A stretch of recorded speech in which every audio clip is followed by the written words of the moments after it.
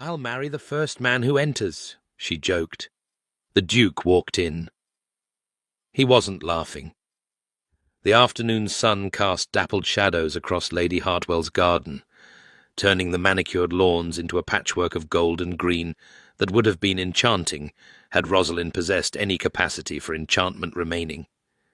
She had exhausted that particular resource somewhere around her third season, when the pitying glances had begun to outnumber the curious ones, and the whispers behind fans had shifted from speculation about which eligible gentleman might claim her to resigned agreement that none ever would.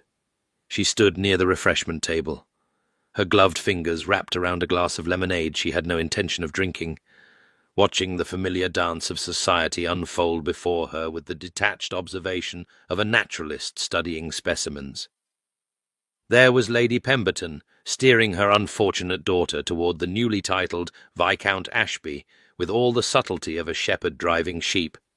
There was Mrs. Crawford, whose turban had grown increasingly elaborate with each passing year, currently holding court among the dowagers with whatever fresh gossip had emerged from last night's Worthington ball. And there, approaching with the inevitable certainty of storm clouds, was her mother. The Countess of Thornbury moved through the crowd with practised grace, her silk gown whispering against the grass, her expression fixed in the pleasant mask she wore in public, the one that concealed the perpetual disappointment Rosalind had become intimately familiar with over 24 years of failing to meet expectations. "Rosalind." Her mother's voice was pitched perfectly to carry no further than necessary. "You are standing alone again." "I am aware of my own positioning, Mother. Do not be clever, it is unbecoming." The Countess's gaze swept the garden, cataloguing and dismissing potential matches with the efficiency of a general surveying a battlefield. "Lord Wetherby is here. He was recently widowed. Lord Wetherby is 73 and smells of camphor. He is a marquis.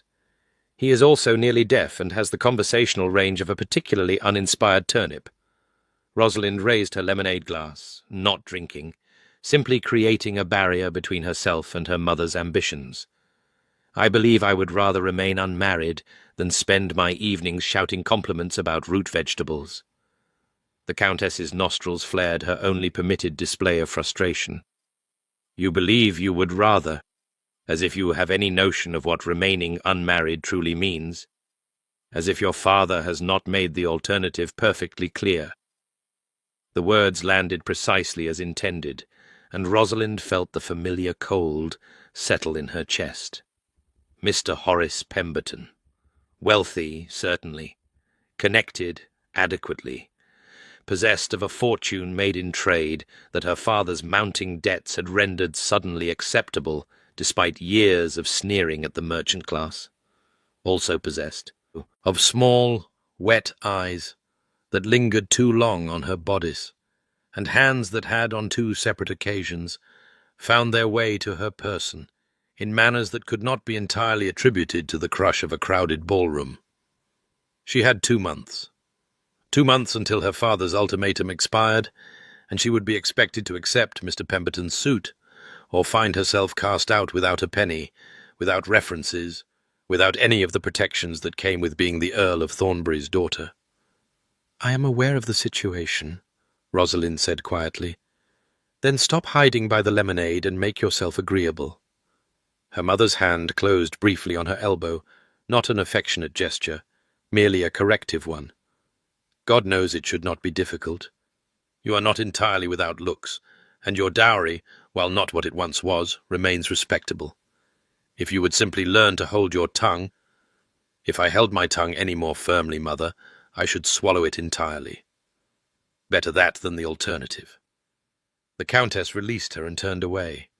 "Lord Wetherby is by the rose arbour. At least make the attempt." Rosalind watched her mother glide back into the social fray, dispensing smiles and nods like a queen granting favours to particularly loyal subjects. The coldness in her chest spread outward, settling into her limbs with the weight of accumulated failures. 5 seasons.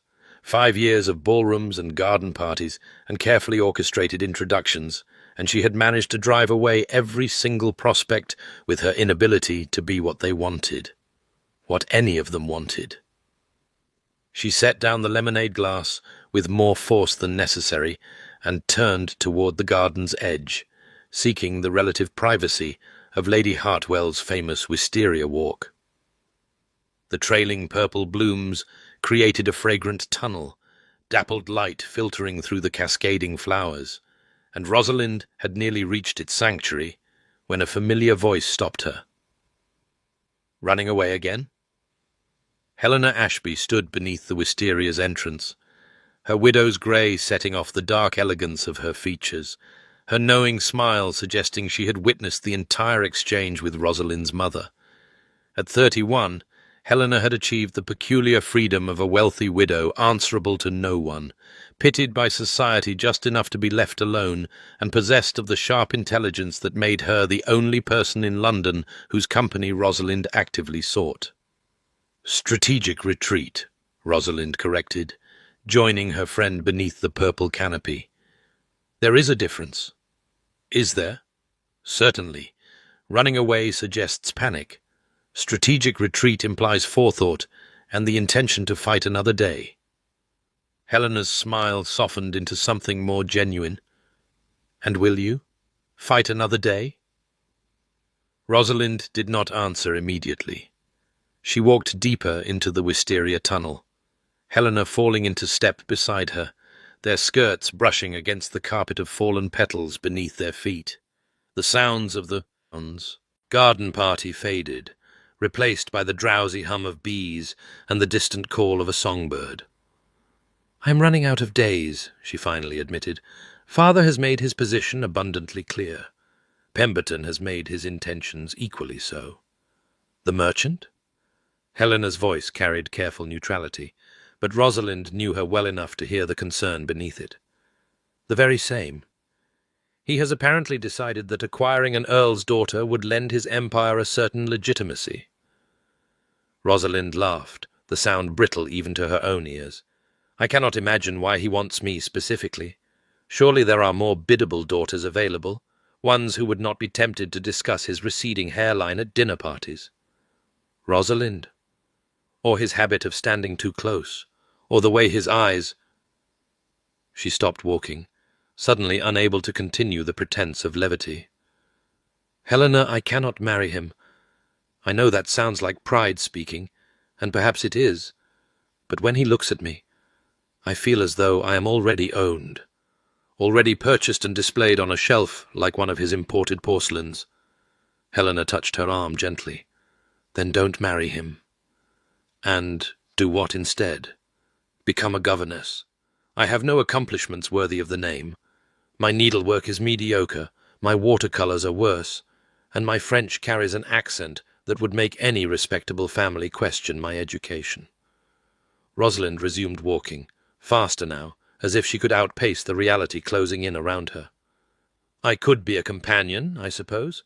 Some elderly lady might appreciate my ability to read aloud with reasonable expression, although my tongue would likely get me dismissed within a fortnight."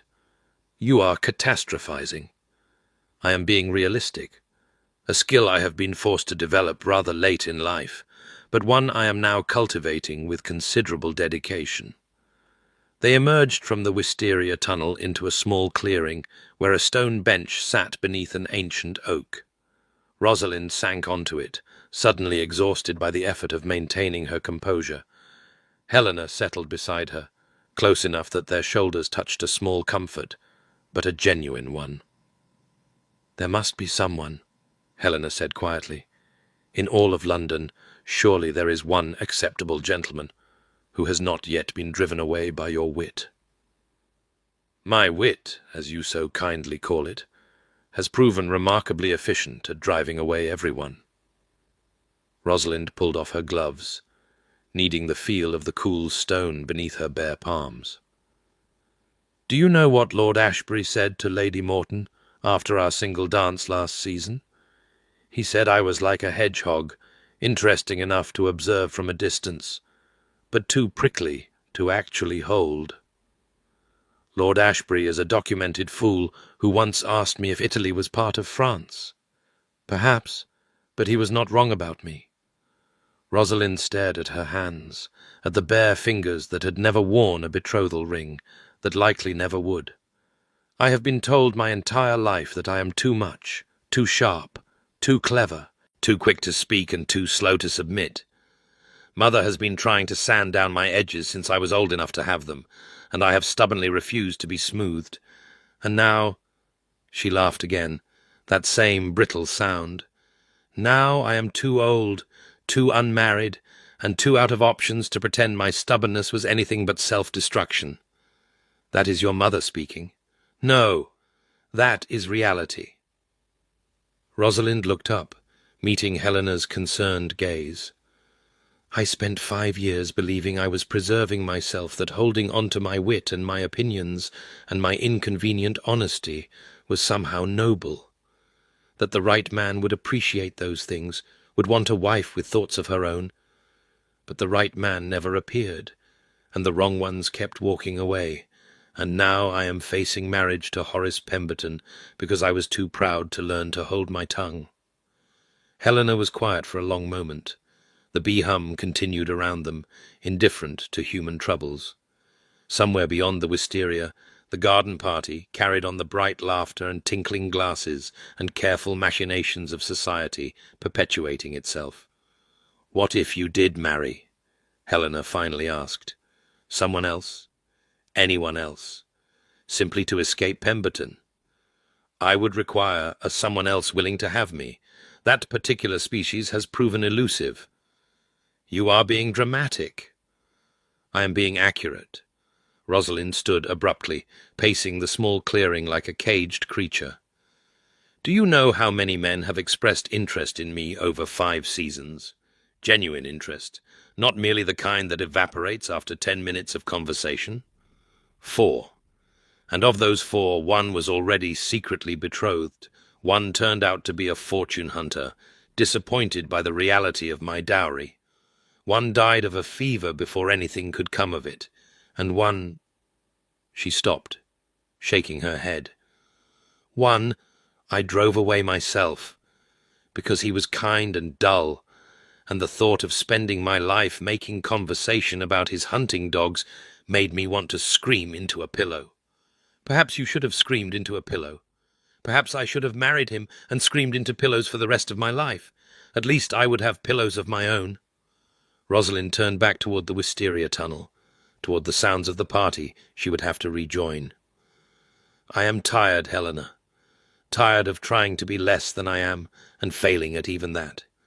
Tired of my mother's disappointment, and my father's ultimatums, and society's endless appetite for watching me fail to secure a husband." She squared her shoulders, reassembling her armor piece by piece. "Perhaps I should simply embrace the absurdity, walk back into that garden, and announce that I'll marry the first man who enters through the gate, whoever he may be, regardless of age or appearance or personal hygiene." Helena laughed despite herself. "That would certainly cause a sensation. It would give the gossip something new to discuss, at least. They must be growing bored with my failures by now." Rosalind began walking, Helena falling into step beside her once more. Perhaps Lord Weatherby would toddle through the gate and I could spend my remaining years shouting compliments about his turnips. Perhaps it would be someone's elderly valet, lost and looking for the servants' entrance. Perhaps— She stopped at the edge of the wisteria tunnel, the garden party now visible before them, the bright silks and darker coats, the glittering jewels and careful smiles, the endless performance of polite society. Her mother was visible near the fountain, still conversing with Mrs. Crawford, occasionally glancing in the direction Rosalind had disappeared, with an expression that promised future recrimination. "You know," Rosalind said softly, something reckless rising in her chest, "I almost mean it. At this point, anyone would be better than Pemberton. Anyone at all. Rosalind, I'm serious." The recklessness grew, fueled by years of frustration and fear and the terrible exhaustion of fighting a battle she could not win. "I'll marry the first man who walks through that gate, whoever he may be, if only to escape Pemberton's sweaty palms and my mother's eternal disappointment." She gestured toward the garden's main entrance. Visible across the lawn, the ornate iron gate that led from Lady Hartwell's drive onto the party grounds.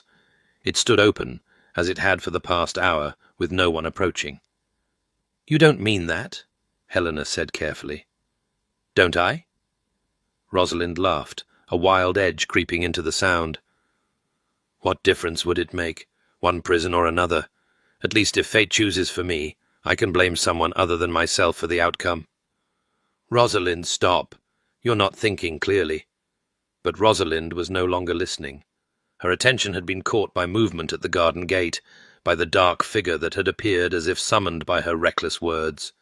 She watched, her laughter dying in her throat, as the man passed through the iron archway and paused to survey the scene before him. He was tall, that was her first impression. Tall and dark, with hair that seemed to absorb the afternoon light rather than reflect it, and a bearing that suggested he found garden parties slightly beneath his dignity.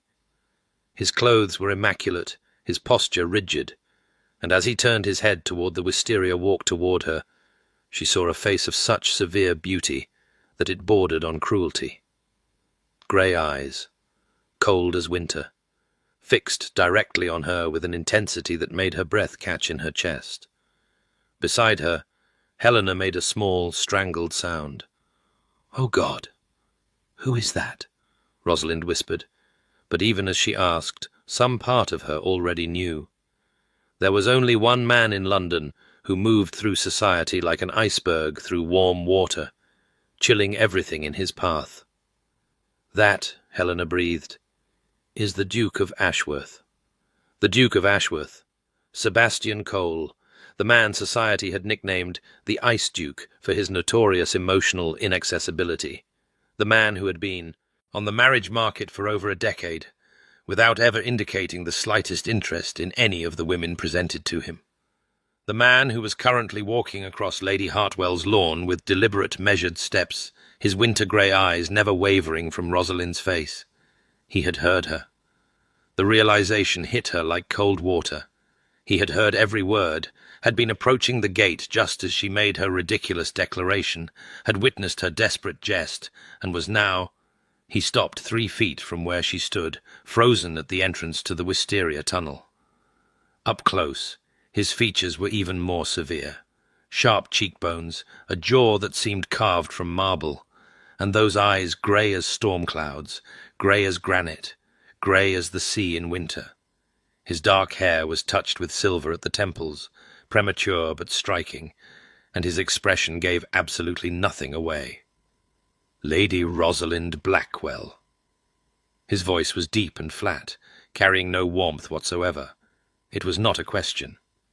"Your Grace." The words emerged automatically, the trained responses of 5 seasons asserting themselves despite her shock. She curtsied, the movement mechanical. "I don't believe we have been formally—" "I accept." The words fell into the afternoon air like stones dropped into still water. Rosalind felt ripples of shock spreading outward, not just through herself, but through the guests who had turned to watch this unprecedented scene, the Ice Duke approaching the Earl of Thornbury's spinster daughter, speaking to her with what almost approached directness. "I beg your pardon," she managed. "Your offer." He didn't blink, didn't smile, didn't show any sign of human emotion whatsoever. "I accept it." The blood drained from Rosalind's face so quickly she felt dizzy. That was not I was merely— You stated, quite clearly, that you would marry the first man who entered through that gate. He nodded toward the iron archway behind him. "I am that man. I accept." That was a joke. I am not laughing. No, Rosalind thought wildly, he was not. She had never seen anyone look less amused in her entire life.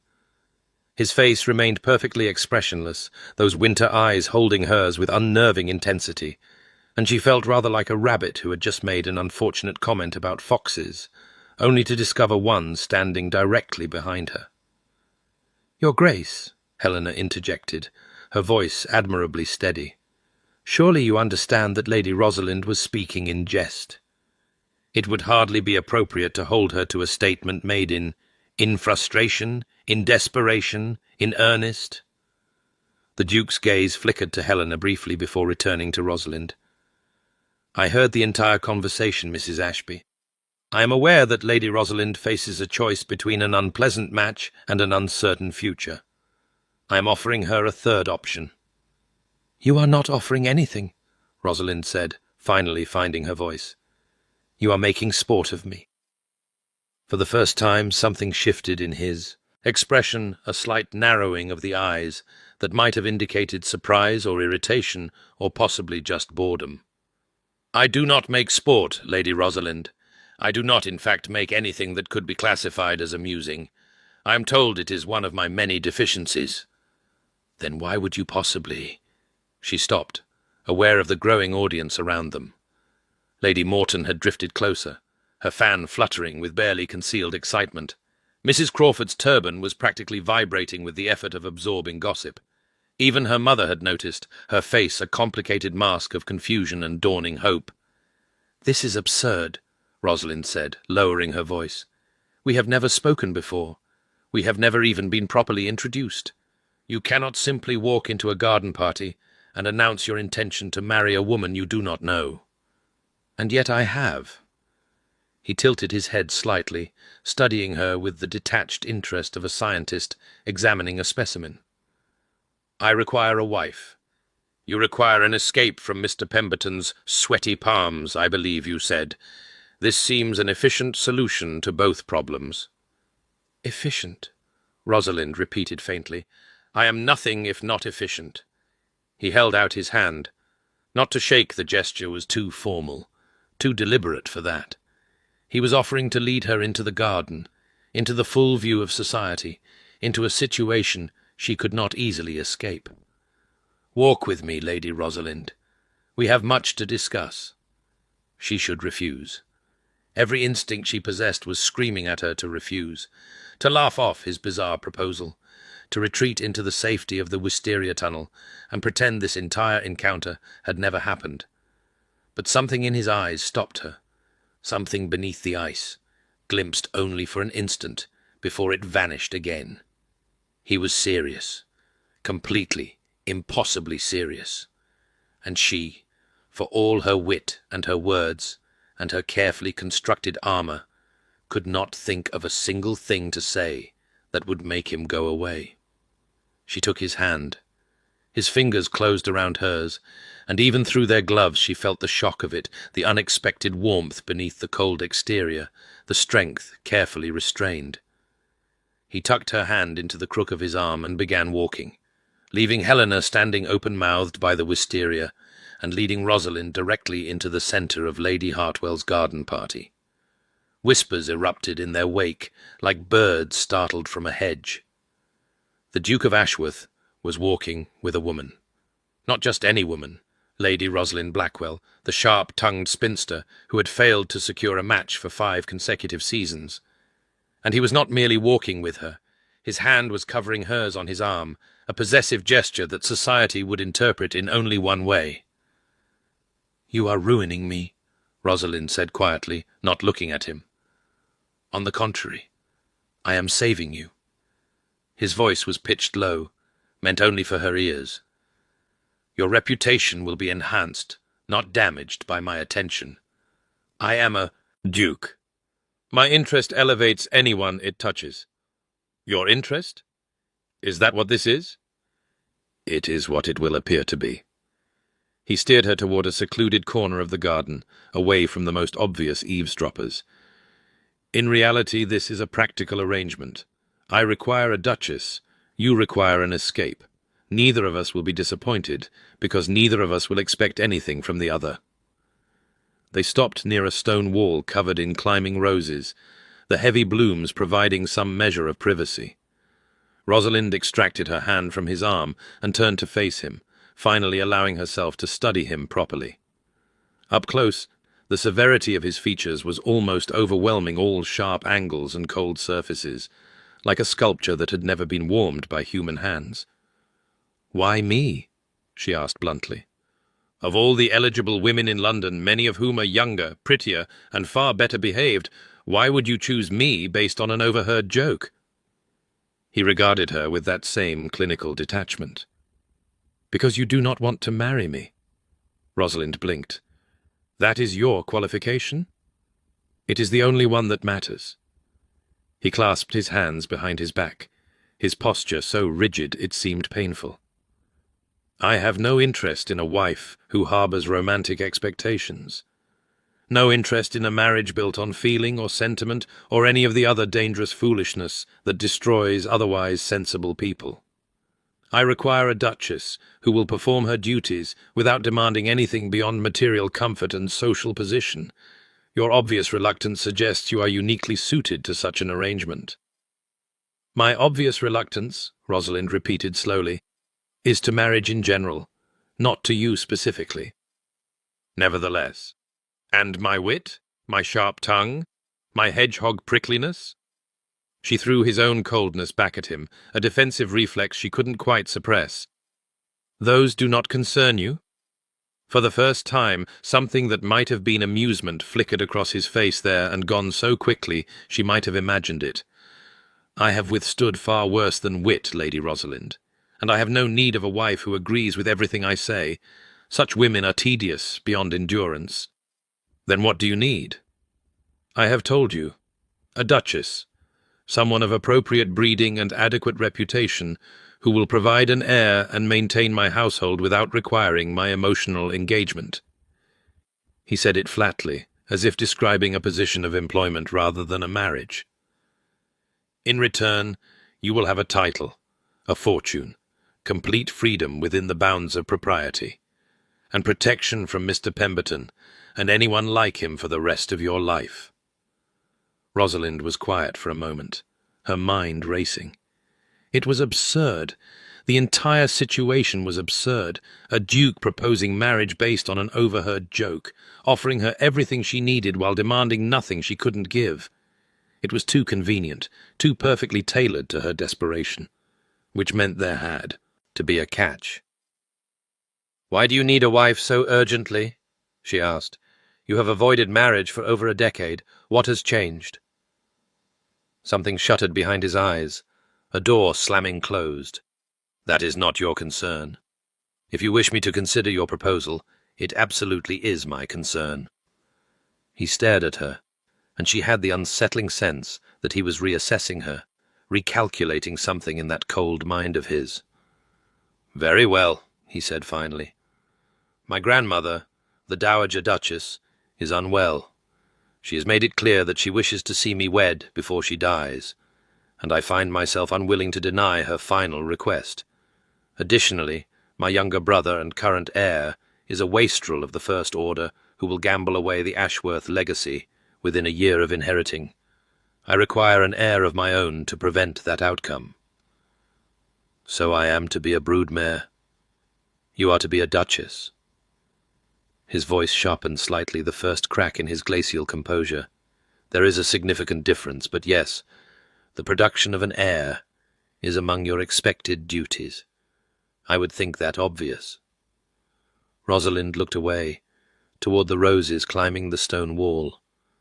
Their scent was overwhelming, cloying, almost suffocating. She thought of her father's ultimatum, of Pemberton's wet eyes and wandering hands, of her mother's endless disappointment. She thought of screaming into pillows for the rest of her life. "And if I agree," she said quietly, "what then? We marry, I provide your heir, and we spend the rest of our lives as strangers sharing a household? Would you prefer otherwise?" The question caught her off guard. She looked back at him, searching his face for mockery, for cruelty, for anything that would help her understand him, but his expression remained impenetrable, a fortress with the drawbridge raised. "I don't know what I prefer," she admitted. "I stopped thinking about preferences somewhere around my 3rd season, when it became clear that my preferences were irrelevant to my fate." "Then consider this. With me, your preferences will be entirely your own." He moved slightly closer, not threatening but deliberate, ensuring she understood the weight of his words. "I will not attempt to change you, Lady Rosalind. I will not sand down your edges or silence your wit, or demand that you become less than you are. I require only discretion in public and cooperation in private. Beyond that, you may be as sharp and clever and inconvenient as you please." It was, Rosalind realized, the strangest proposal she could have imagined. Not romantic, not passionate, not even particularly kind. But it was honest, ruthlessly, bleakly honest, in a way she had never encountered in 5 years of navigating society's endless games. "I need time to consider," she said. "You do not have time." His voice was flat, not cruel, but factual. "Tomorrow, the gossip from today will have spread through every drawing-room in London. The Duke of Ashworth approached Lady Rosalind Blackwell at Lady Hartwell's garden party and held an extended private conversation. By afternoon, speculation will be rampant. By evening, expectations will be fixed. If I do not call on your father tomorrow morning with an offer, your reputation will suffer from my attention rather than benefit from it." "Then why did you approach me so publicly?" "Because you made your desperation public first." He raised an eyebrow, the first real expression she had seen on his face.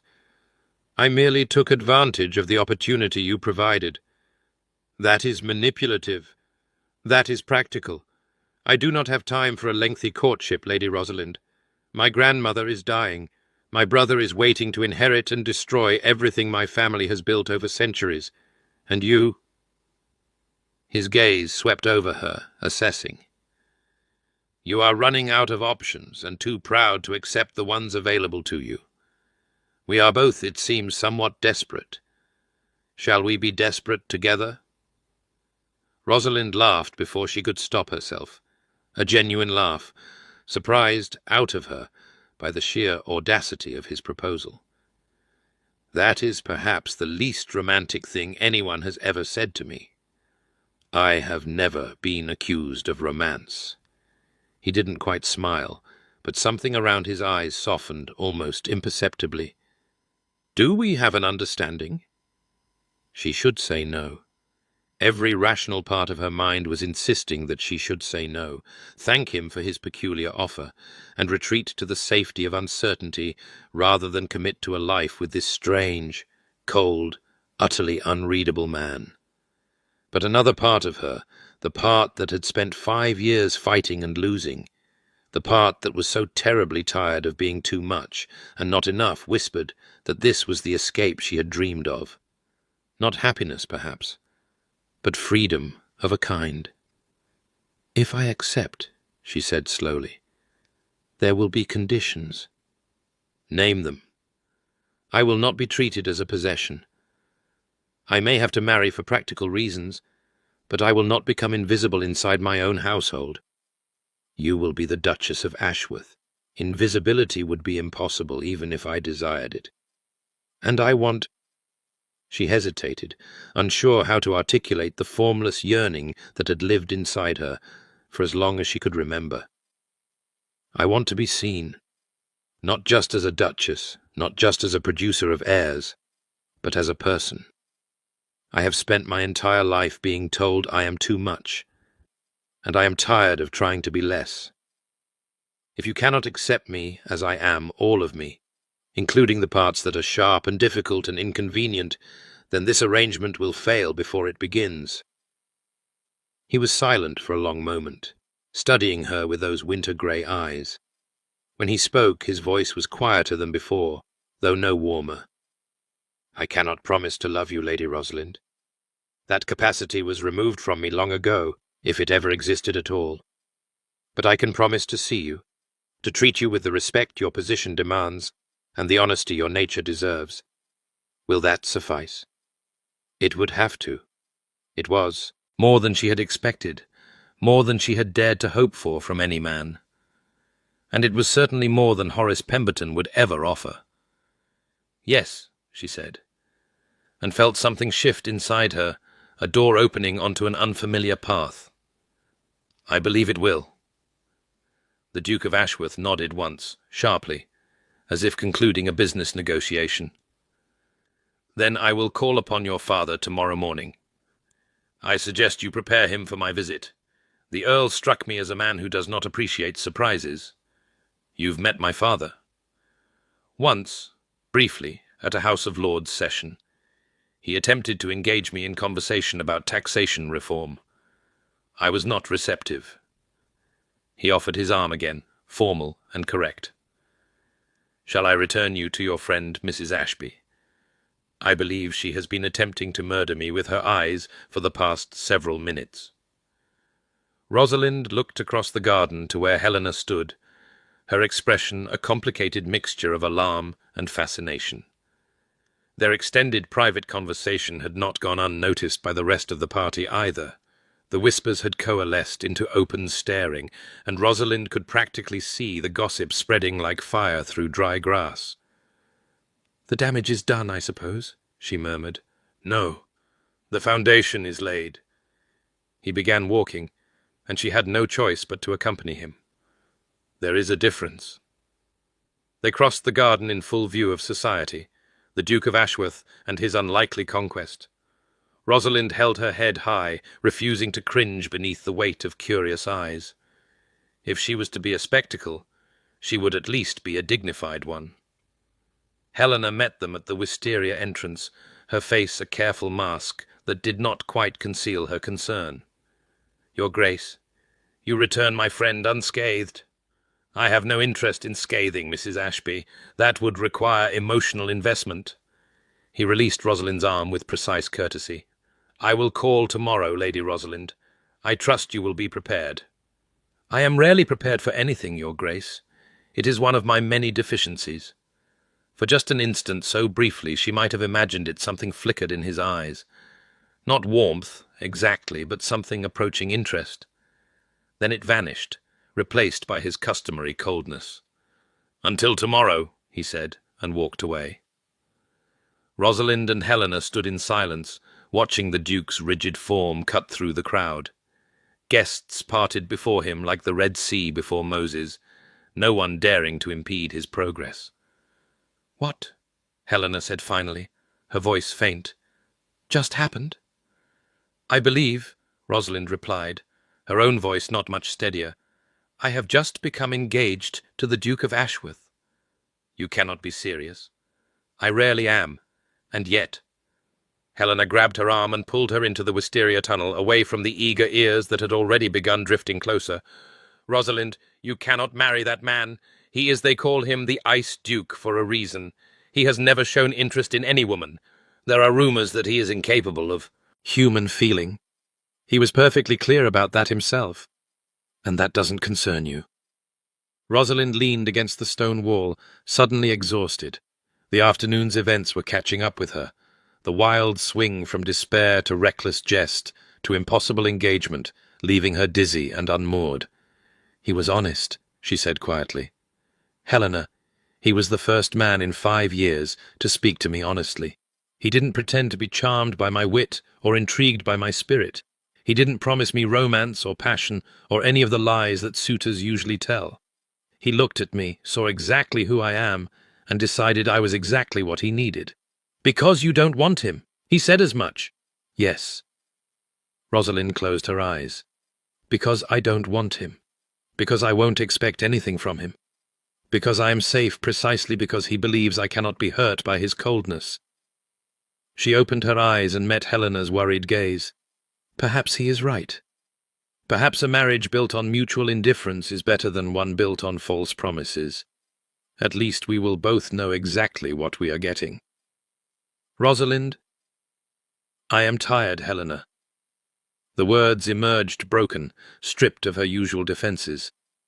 "I am so tired of hoping, tired of being disappointed, tired of my mother's looks and my father's ultimatums, and society's endless judgment. The Duke of Ashworth is offering me an escape, not a happy ending, not a love match, but an escape. And God help me, I am going to take it." Helena was quiet for a long moment. When she spoke again, her voice was gentle. "What if he hurts you?" "He has promised not to. He has promised not to love you. Those are not the same thing." Rosalind had no answer for that. She thought of his winter-grey eyes, of the momentary flicker she had glimpsed beneath the ice. She thought of his strange proposal, his brutal honesty, the way he had looked at her as if she were a puzzle to be solved rather than a person to be charmed. "Perhaps not," she admitted, "but it is the only offer I have, and it is better, far better than the alternative." The news reached her parents before she did. By the time Rosalind returned home, her mother was pacing the drawing-room in a state of agitation that might have been joy or horror. It was difficult to tell with the Countess, whose emotional range tended toward the extremes. "Is it true?" she demanded the moment Rosalind appeared. "The Duke of Ashworth? The Duke of Ashworth spoke to you privately for 20 minutes and is calling upon your father tomorrow. It would seem the gossip travels quickly. Lady Morton sent a note ahead." Her mother's hands were trembling, actually trembling, as she clutched the paper. "She says he walked you across the entire garden. She says he held your hand on his arm. She says, all true, I'm afraid." The Countess stared at her daughter as if seeing a stranger. "How? How did you manage this? Every eligible woman in London has tried to capture his attention, and you, with your sharp tongue and your difficult nature. He seems to prefer difficult natures. Do not be flippant." Her mother sat down heavily, as if her legs would no longer support her. "The Duke of Ashworth, one of the highest titles in England, one of the largest fortunes, and he is calling upon your father tomorrow to discuss terms for marriage to you. That appears to be the sequence of events, yes." Her mother looked up, and Rosalind was startled to see tears in her eyes. Not disappointment, not frustration, but something that might almost be hope. "I did not think—" The Countess stopped, collected herself. When she spoke again, her voice was steadier. "I had given up, Rosalind. After this season, I had accepted that we would have to proceed with Mr. Pemberton's suit. Your father's debts, the situation is worse than you know. Pemberton was our only option. I am aware of the situation. You are not." Her mother shook her head. "There are debts even I don't fully understand. Your father has been reckless, desperate. Pemberton offered to settle everything in exchange for your hand, and we had no choice but to consider it." Rosalind felt cold wash through her. "Then my marriage to the Duke changes everything." Her mother rose and crossed to her, taking Rosalind's hands in hers, a gesture of affection so rare that it made Rosalind's throat tighten. "A duchess! My daughter! A duchess! With access to one of the great fortunes of England. Your father's debts will be nothing against the Ashworth resources. We will be saved, Rosalind, all of us, because of you." It was not, Rosalind thought, the most romantic reason to marry. But it was honest. Perhaps that was what she valued now, honesty over romance, security over passion. Perhaps that was all that was left to value. "Mother," she said carefully, "you should know that the Duke is not— he is not an affectionate man. This will not be a love match. Love matches are for novels and foolish girls." The Countess squeezed her hands, her expression practical and unromantic as ever. "What matters is position, security, protection. Love is a luxury, and we have never been wealthy enough for luxuries." She paused, studying Rosalind's face. "Can you do it? Can you live with a man who offers you everything except his heart?" Rosalind thought of the wisteria tunnel, of her wild declaration, of the Duke's winter eyes and his uncompromising honesty. "I believe," she said slowly, "that his heart was never part of the offer. And perhaps that is for the best." Her father received the Duke the next morning at precisely 10 o'clock. Rosalind was not invited to the meeting, of course. Such negotiations were conducted between men, concerning the transfer of property and title and expectations, as if the bride herself were merely another asset to be listed in a ledger.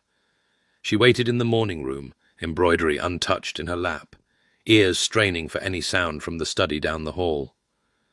Helena arrived at 10:30. having apparently decided that propriety could not prevent her from offering moral support. She sat beside Rosalind and took her hand without speaking, and they waited together as the clock ticked away minutes that felt like hours. At 11, the study door opened. Rosalind heard the low rumble of male voices, the decisive cadence of her father's, the colder precision of the Duke's. Footsteps in the hallway, her heart hammering against her ribs. The morning-room door opened, and the Duke of Ashworth entered. He looked exactly as he had the day before, immaculately dressed, rigidly postured, his face revealing nothing. He glanced at Helena with brief acknowledgement, before fixing his gaze on Rosalind. "Lady Rosalind, your father has accepted my suit. We are to be married in 3 weeks' time by special license." 3 weeks. She had expected longer, had thought there would be time to adjust, to prepare, to come to terms with this strange bargain she had made. But of course he had mentioned urgency. His grandmother dying, his brother waiting to inherit. Everything rushed, everything practical, everything stripped of the softness that other brides might have expected. 3 weeks, she repeated. "I see no reason for delay. My grandmother wishes to attend, and her health is uncertain. The license has been procured. The ceremony will be held at St. George's, the reception at Ashworth House. Following that, we will retire to Ashworth Park in Kent for an undetermined period." He delivered this information like a military commander delivering orders, efficient, impersonal, expecting compliance. "I see," Rosalind said, and was proud that her voice did not waver. "Am I to have any input into these arrangements, or have they all been decided for me?" Something flickered in his eyes, that same brief spark she had seen yesterday. "The details of the ceremony may be altered according to your preferences, within reason. The timing is non-negotiable." "And if I have changed my mind?" Beside her, Helena inhaled sharply. The Duke went very still. "Have you," he asked quietly, "changed your mind?" Rosalind held his gaze, searching for any sign of concern, disappointment, anger. She found nothing. His face remained impenetrable, his eyes revealing only that strange, assessing intelligence that seemed to calculate everything and feel nothing. "No," she said finally. "I merely wished to know whether the option remained available." "It does." He clasped his hands behind his back. "Until the ceremony is complete, you may withdraw at any time. I would prefer, however, that you inform me before the guests arrive at the church. It would be inconvenient to explain your absence at the altar." "How considerate of you." "I am nothing if not practical." He turned to leave, then paused at the door. "Lady Rosalind, one matter I failed to mention yesterday. My grandmother, the Dowager Duchess, has expressed a wish to meet you before the wedding. She will be travelling to London next week. I trust you will make yourself available." "I am at her Grace's disposal." "Good." He nodded once, a gesture that managed to convey dismissal, acknowledgement, and completion of business all at once. "I will call again in 2 days to discuss the particulars. Good morning, Lady Rosalind. Mrs. Ashby." And he was gone. Rosalind stared at the doorway through which he had disappeared, listening to his footsteps recede down the hallway, to the front door opening and closing, to the silence that followed. "Well," Helena said faintly, "he is certainly decisive." "He is certainly something." Rosalind rose abruptly and crossed to the window, watching as the Duke's carriage pulled away from the curb. She caught a glimpse of his profile through the window, stern, cold, as distant as the moon, before the carriage rounded the corner and vanished. In 3 weeks, that man would be her husband. She would bear his name, live in his house, share his bed until she produced the heir he required. And then, what? Separate lives under the same roof, he had said. A marriage of convenience in truth as well as name. It was exactly what she had agreed to. Exactly what she had asked for. So why did she feel, suddenly, as though she had made a terrible mistake? The Dowager Duchess arrived in London 6 days later, and Rosalind was summoned to Ashworth House for the inspection. That was how she thought of it, an inspection, like a horse being evaluated for purchase. She dressed carefully, choosing a gown of sage green that her mother had once reluctantly admitted suited her colouring. She practiced neutral expressions in the mirror, then abandoned the effort when she realised she was incapable of neutrality. The Ashworth townhouse was a monument to old wealth and older power, its stone facade looming over the street with dignified severity. Rosalind was shown to a sitting room on the first floor, where she expected to find the Duke waiting to make introductions. Instead, she found only an old woman. The Dowager Duchess sat in a chair by the fire, wrapped in shawls despite the warmth of the day. She was small, shrunken by age and illness, but her eyes were bright and sharp, taking Rosalind's measure with an intelligence that reminded her, uncomfortably, of her grandson. "Come in, girl. Don't hover in the doorway like a ghost." Rosalind obeyed, crossing to stand before the Dowager's chair. She curtsied deeply. "Your Grace, it is an honour to meet you." "Is it? I imagine it's more nerve-wracking than honourable. Sit down. There." The Dowager gestured to a chair across from her. "Let me look at you properly." Rosalind sat, folding her hands in her lap and allowing herself to be examined. The Dowager's gaze moved over her face, her posture, her dress, lingering on details that Rosalind could not guess. "You're not a beauty," the old woman said finally. "I am aware."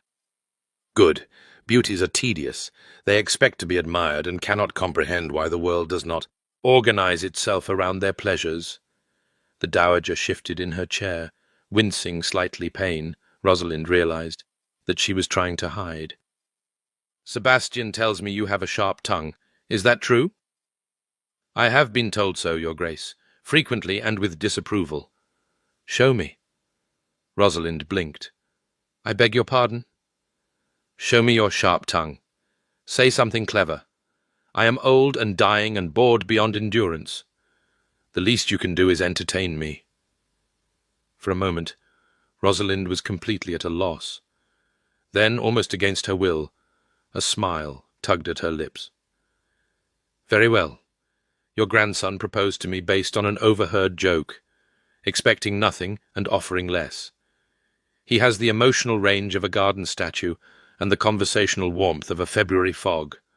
I have agreed to marry him anyway, because my alternatives were worse, and because I am too tired to keep fighting for something better." She met the Dowager's gaze steadily. "Is that sharp enough for your Grace?" The old woman stared at her. For a terrible moment Rosalind thought she had gone too far, that she had destroyed everything with her unstoppable honesty. Then the Dowager laughed. It was a rusty sound, as if she had not used it in some time, but genuine. "Oh, excellent. You will do very well." "I what?" "You will do very well," the Dowager repeated. "For Sebastian. He needs someone who will not let him retreat into his fortress, someone who will poke at his walls until they crack." She leaned forward, her eyes bright with something that might have been hope. "He was not always like this, you know. Cold, frozen. He was a warm child, a loving young man. And then—" She stopped, something closing off in her expression. "And then?" Rosalind prompted gently. "That is his story to tell, if he ever chooses to tell it." The Dowager settled back in her chair. "What I will tell you is this. Sebastian believes he does not feel. He has convinced himself that he is incapable of emotion, that love and warmth and connection are weaknesses he has successfully excised. He is wrong." "How can you be sure?" "Because he agreed to marry you." The Dowager smiled, a sad, knowing smile that made her look every one of her years. "He could have chosen anyone. Any of the simpering debutantes who throw themselves at him each season, who would have been grateful for his title and asked nothing more. Instead, he chose you, a woman who challenged him, who demanded honesty, who made him laugh. He did not laugh. Not visibly. But I know my grandson, Lady Rosalind. Something about you reached past his defenses, even if only for a moment.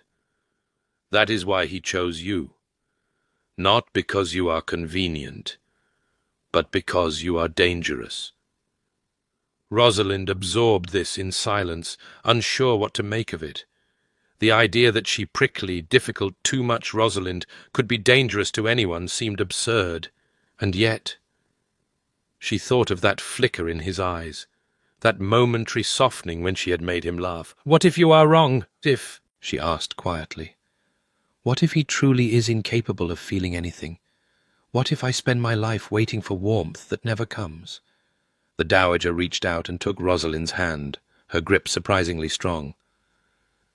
"Then you will have lost nothing," she said, "because you are already prepared for coldness. You have already accepted the worst he has to offer. But if I am right, if there is still something human buried beneath all that ice, then you might gain everything." She squeezed Rosalind's fingers.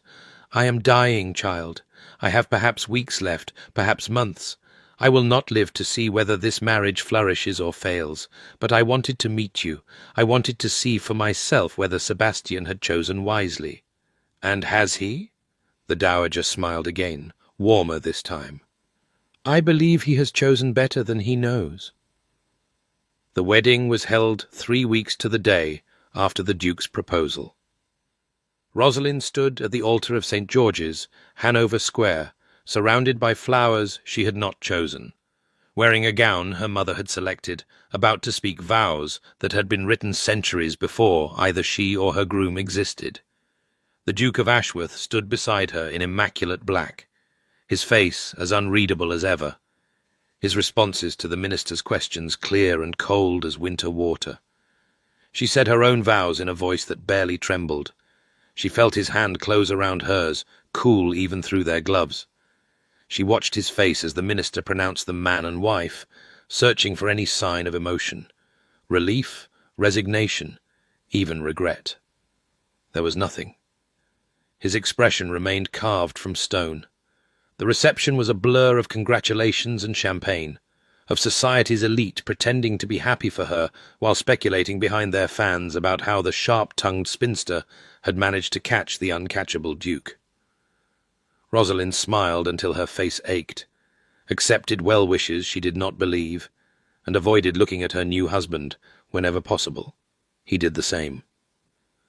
When the interminable party finally ended, they entered the carriage that would take them to Ashworth Park. The door closed, sealing them into silence, and the horses began to move. Rosalind watched London slide past the window, the familiar streets she would not see again for months, perhaps years. She was no longer Lady Rosalind Blackwell.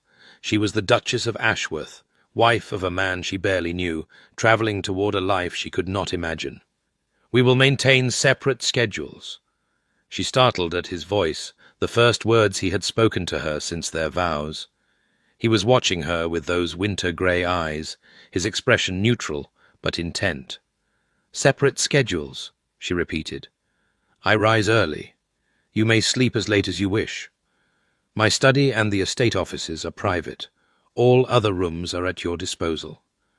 Dinner will be served at 8. We may dine together or separately, as circumstances dictate. My grandmother resides in the Dower House and will welcome your company." "I am sure." He paused, something flickering briefly in his expression. "You will have complete freedom, as I promised. This marriage need not be more confining than you allow it to be."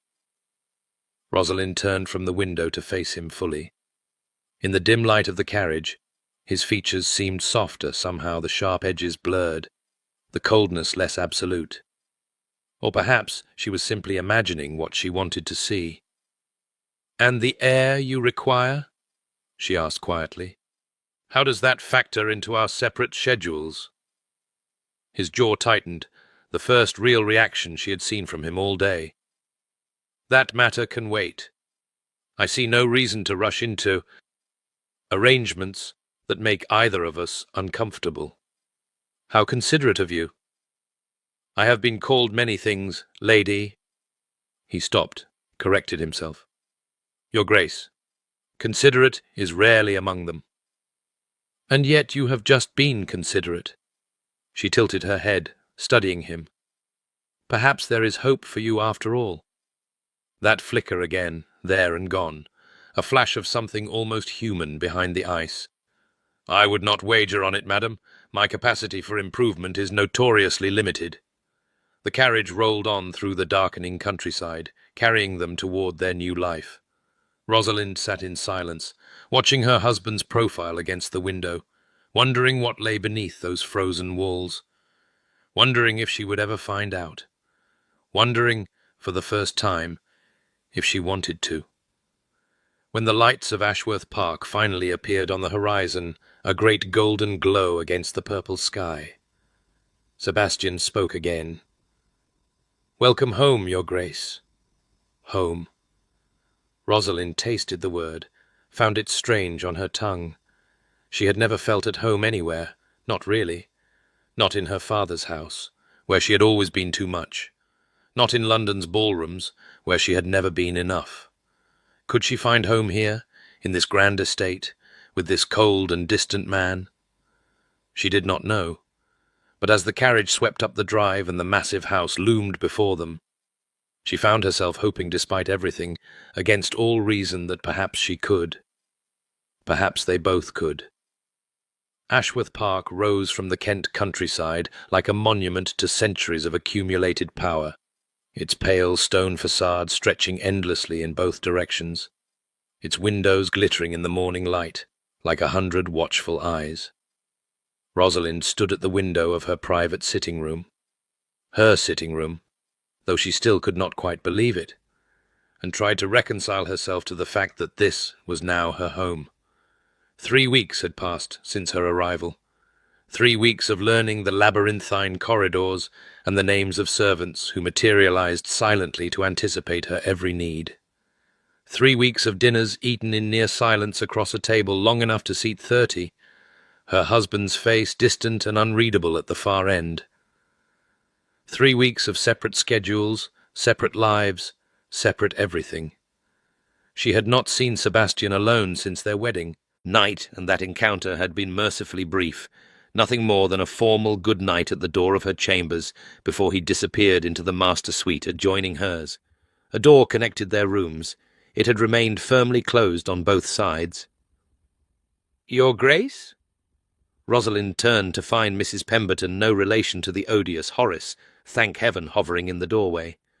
The housekeeper was a sturdy woman of middle years with iron-grey hair and an expression of perpetual efficiency that Rosalind found both intimidating and oddly comforting. "Yes, Mrs. Pemberton? Her Grace, the Dowager, has sent word that she would welcome your company for tea this afternoon, if you are not otherwise engaged." Rosalind suppressed a bitter smile. Otherwise engaged. As if she had anything to occupy her time beyond wandering the endless halls of this beautiful prison, cataloguing paintings she did not understand and furniture she had not chosen. "Please inform Her Grace that I would be delighted." Mrs. Pemberton nodded and withdrew, leaving Rosalind alone once more with her thoughts and the vast, empty silence of Ashworth Park.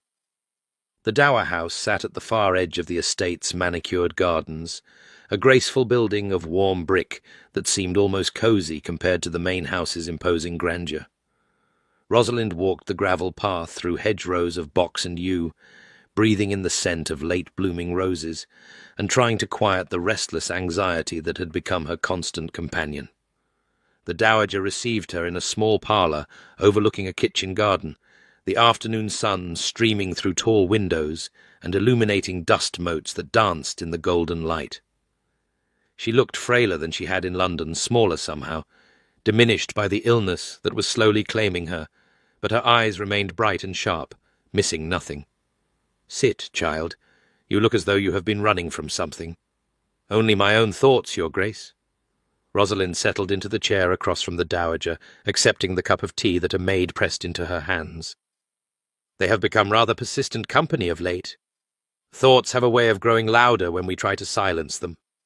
The Dowager sipped her own tea, her gaze steady on Rosalind's face. "Tell me, how are you finding married life?"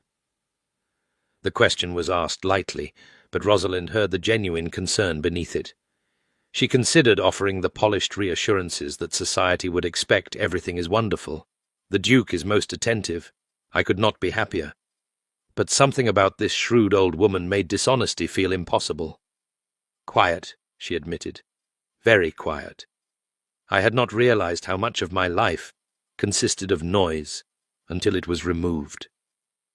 Sebastian has always preferred silence. It is his armor, you understand. As long as he does not speak, he does not risk revealing anything. I am beginning to understand that, yes. The Dowager set down her teacup with a decisive clink. And what do you intend to do about it? Rosalind blinked. I beg your pardon. You heard me perfectly well. My grandson has spent 12 years building walls around himself, and you have been here 3 weeks doing nothing but respecting those walls. That may be very proper, but it is also very foolish. The old woman leaned forward, her eyes fierce despite her frailty. He chose you, Rosalind. Out of all the women in London, he chose the one with a sharp tongue and a stubborn spirit. Why do you suppose that is? Because I expected nothing from him. Because you would not let him hide. The Dowager shook her head impatiently. Sebastian thinks he wants a wife who will leave him alone. He is wrong. He wants someone who will force him to feel again, even if he has forgotten how to ask for it. You must be that someone, child, or this marriage will wither before it ever has a chance to bloom. Rosalind was silent for a long moment, turning the words over in her mind. Force him to feel again. It sounded exhausting, and possibly hopeless. Sebastian had made his preferences abundantly clear. He wanted a wife in name only, a duchess to perform the necessary social functions, a body to produce an heir. He had not asked for a companion, a confidant, a friend. But then he had also not asked for a wife who challenged him. And yet he had chosen her. How? She finally asked. How do I reach a man who has made an art of being unreachable? The Dowager smiled that same sad, knowing smile Rosalind remembered from their first meeting. You begin by refusing to be ignored. You insert yourself into his life in ways he cannot anticipate or dismiss. You show him that you are not a convenience, but a person, with thoughts and feelings and needs that deserve his attention. She paused, her expression softening.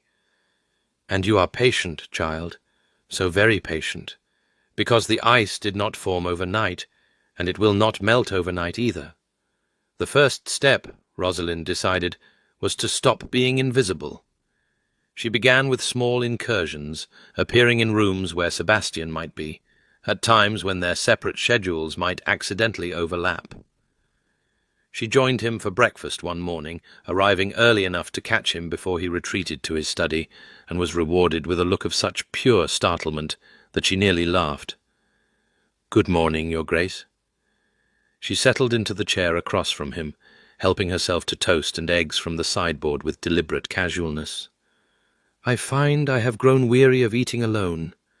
I trust you do not object to company." He stared at her for a long moment, his newspaper frozen mid-turn. "I was not aware that you rose this early. I have been persuaded to adjust my habits." She bit into her toast, meeting his gaze without flinching. "The country air seems to agree with me. I find myself restless if I remain in bed past 7. Something flickered in his expression, confusion perhaps, or suspicion. But he said nothing more, merely returning his attention to his newspaper with a slight furrow between his brows. Rosalind counted it as a victory. She expanded her campaign over the following days. She appeared in the library when he was reading, settling into a chair with her own book, and refusing to acknowledge his pointed silence. She walked the gardens at times when she knew he often did the same, offering pleasant commentary on the weather that he had no choice but to respond to without seeming unutterably rude. She asked questions about the estate, the tenants, the farming practices, the history of the house, questions that required more than monosyllabic answers.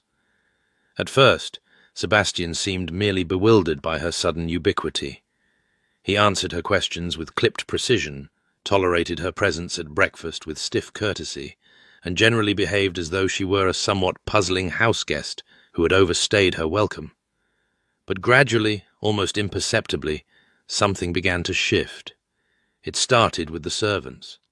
Rosalind had never been comfortable with the rigid hierarchy that governed great houses, the careful distance maintained between masters and those who served them.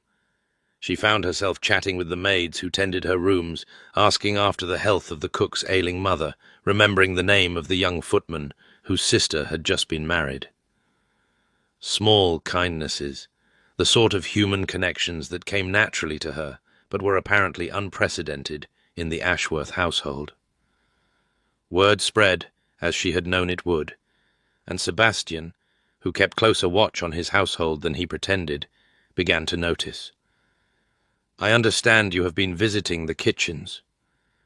Rosalind looked up from her book. She had chosen the library again today, as she did most afternoons, to find Sebastian standing in the doorway. He had not entered without announcement since their wedding. This small breach of protocol felt significant somehow. "I have," she agreed. "Mrs. Finch makes the most extraordinary scones, and I wished to tell her so directly. It seemed more personal than relaying my compliments through half a dozen intermediaries. That is not how things are done. So I have been informed." She turned a page, not looking at him. "I have also been informed that my behavior is confusing the staff, who are unaccustomed to courtesy from their employers. I find that rather sad, don't you?" She heard, rather than saw him enter the room, his footsteps measured on the polished floor. He stopped somewhere behind her chair, close enough that she could feel his presence, like a change in the air pressure. "You are disrupting the household routines." "I am establishing new ones." She finally looked up, twisting in her chair to meet his gaze. "You told me I would have complete freedom within this house. I am exercising that freedom." "I did not expect you to exercise it in the kitchens." "Then perhaps you should have been more specific." She smiled, the expression sharper than she intended. "But I suspect the real objection is not where I am exercising my freedom, but that I am exercising it at all. You expected me to remain quietly in my rooms, emerging only for dinners and official functions. You expected me to be decorative and unobtrusive, like another piece of furniture." His jaw tightened, that familiar tension that meant she had struck too close to the truth. "I expected you to behave with appropriate dignity for a Duchess of Ashworth." "And have I not? I have been courteous to your staff, engaged with the management of your household, and made myself agreeable to your grandmother. I fail to see how any of this falls short of ducal dignity."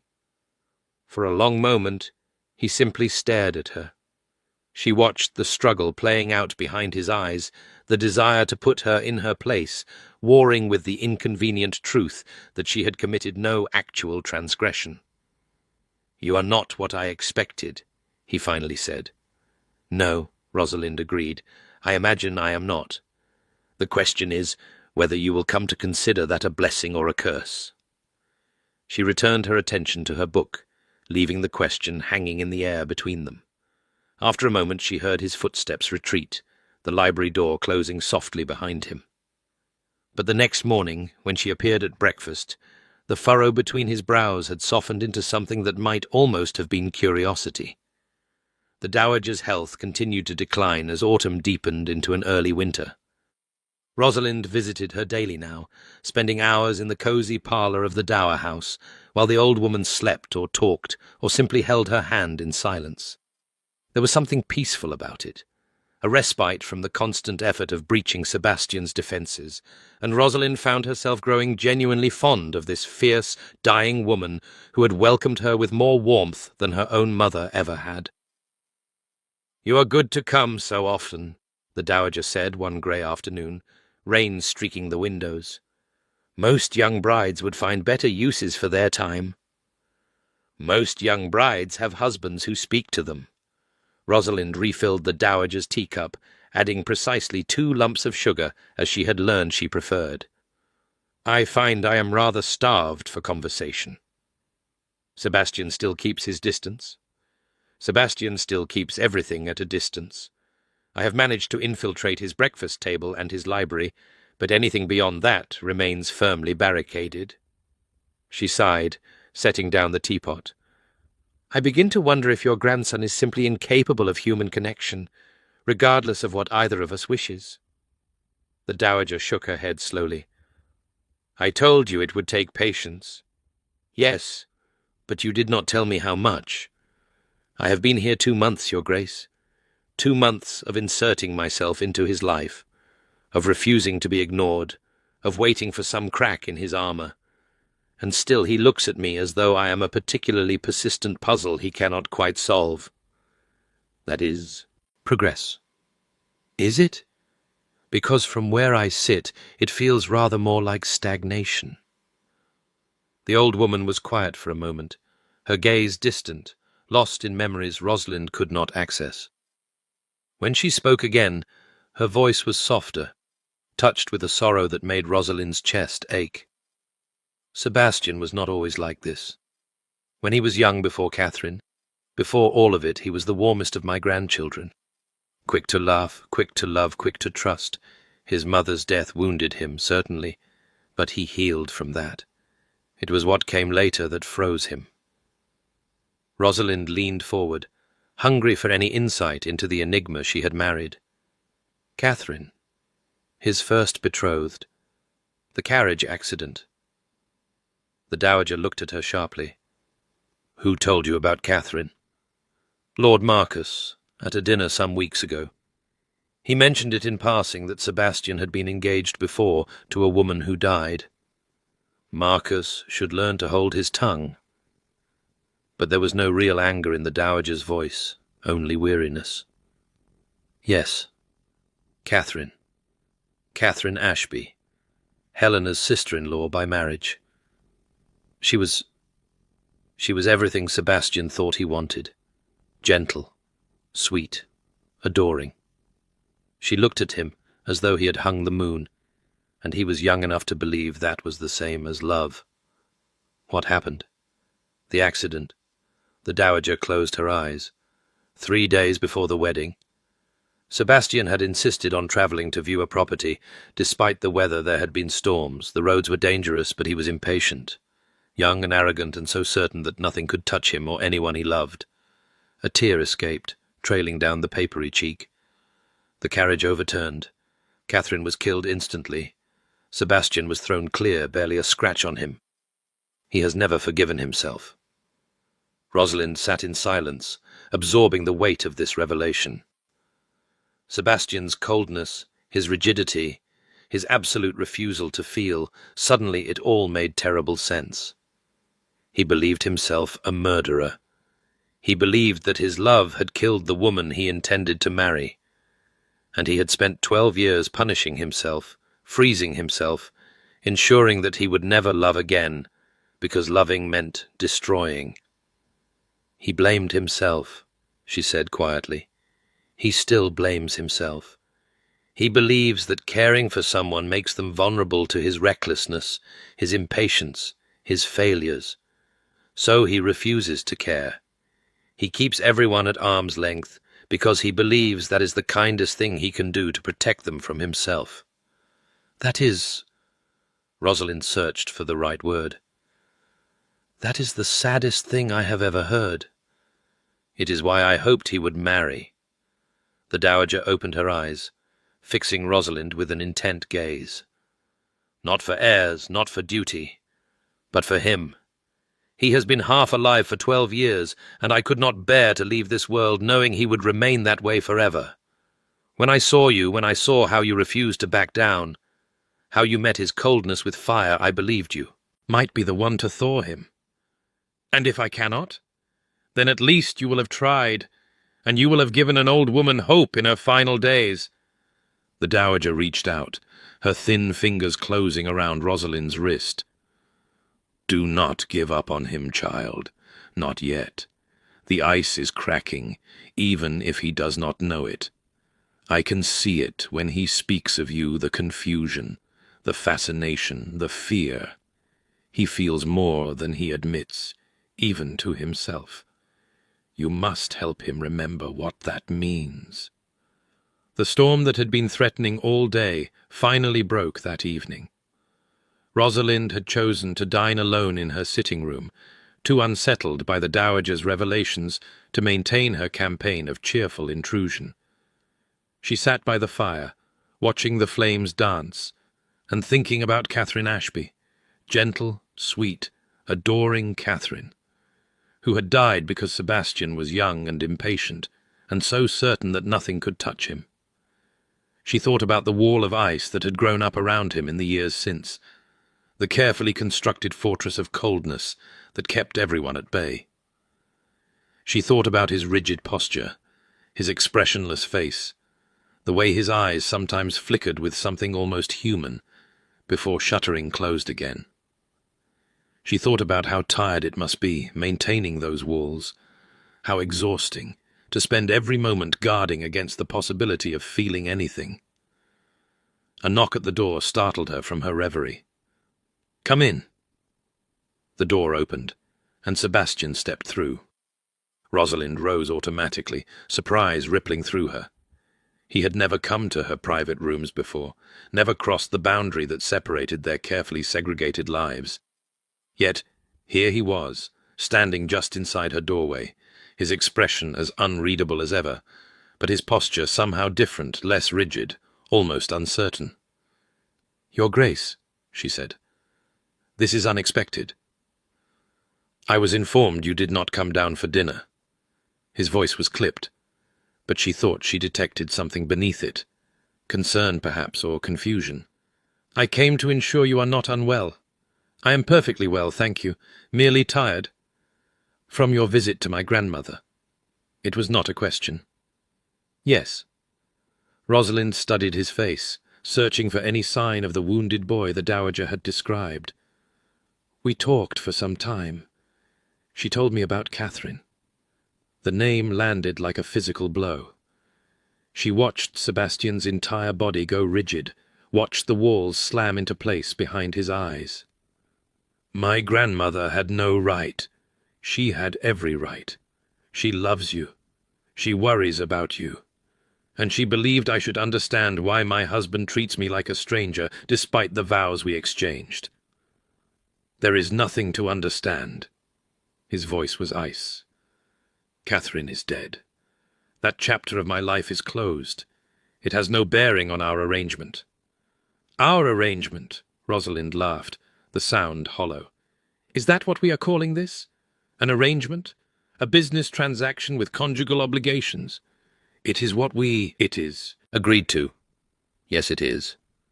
You were very clear that you wanted nothing from me beyond duty and discretion. You were very clear that you were incapable of feeling, that your heart was not part of the bargain." She stepped closer, close enough to see the tension in his jaw, the slight dilation of his pupils. "But you were not honest about why. You did not tell me that you had frozen yourself in guilt for 12 years, convinced that loving someone means destroying them. You know nothing about it. I know what your grandmother told me.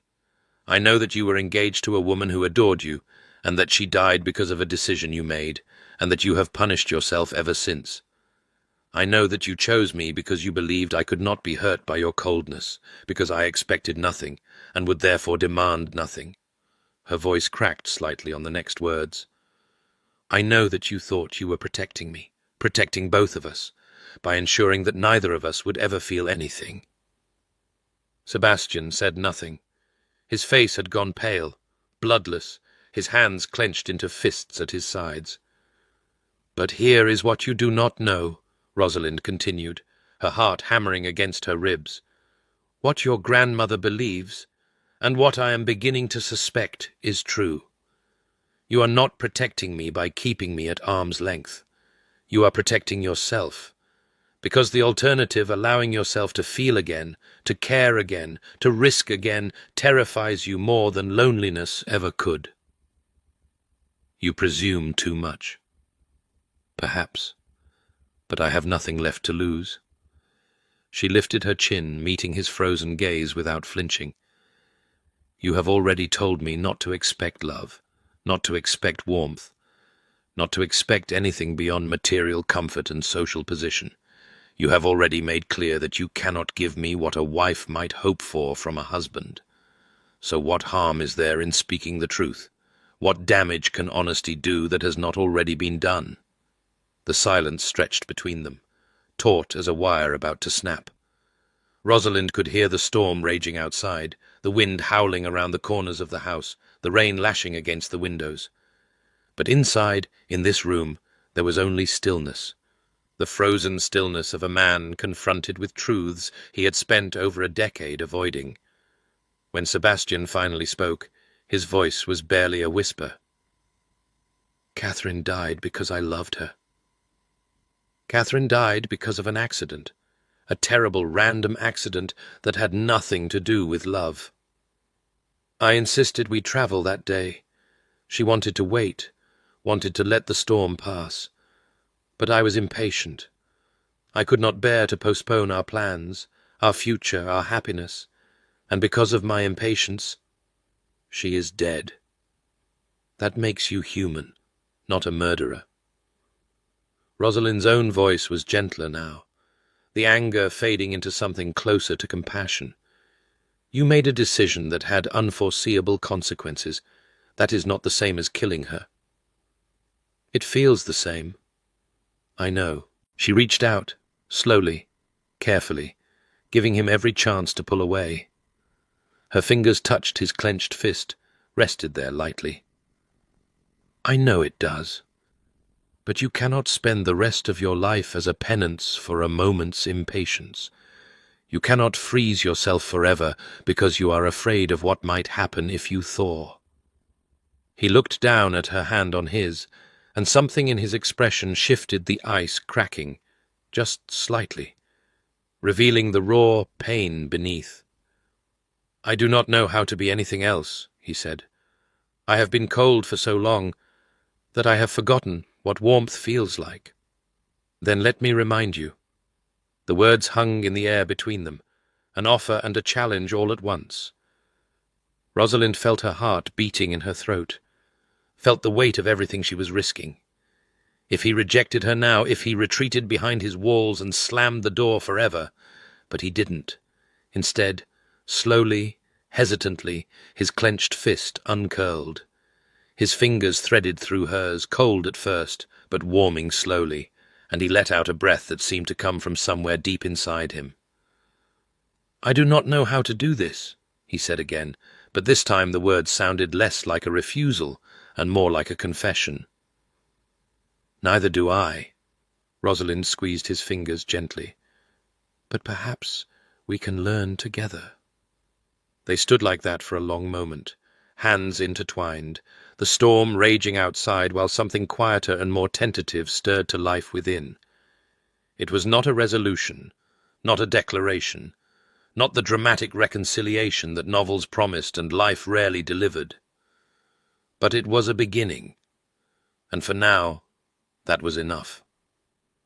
The morning after the storm dawned grey and gentle, the fury spent and replaced by a soft mist that veiled the gardens in mystery.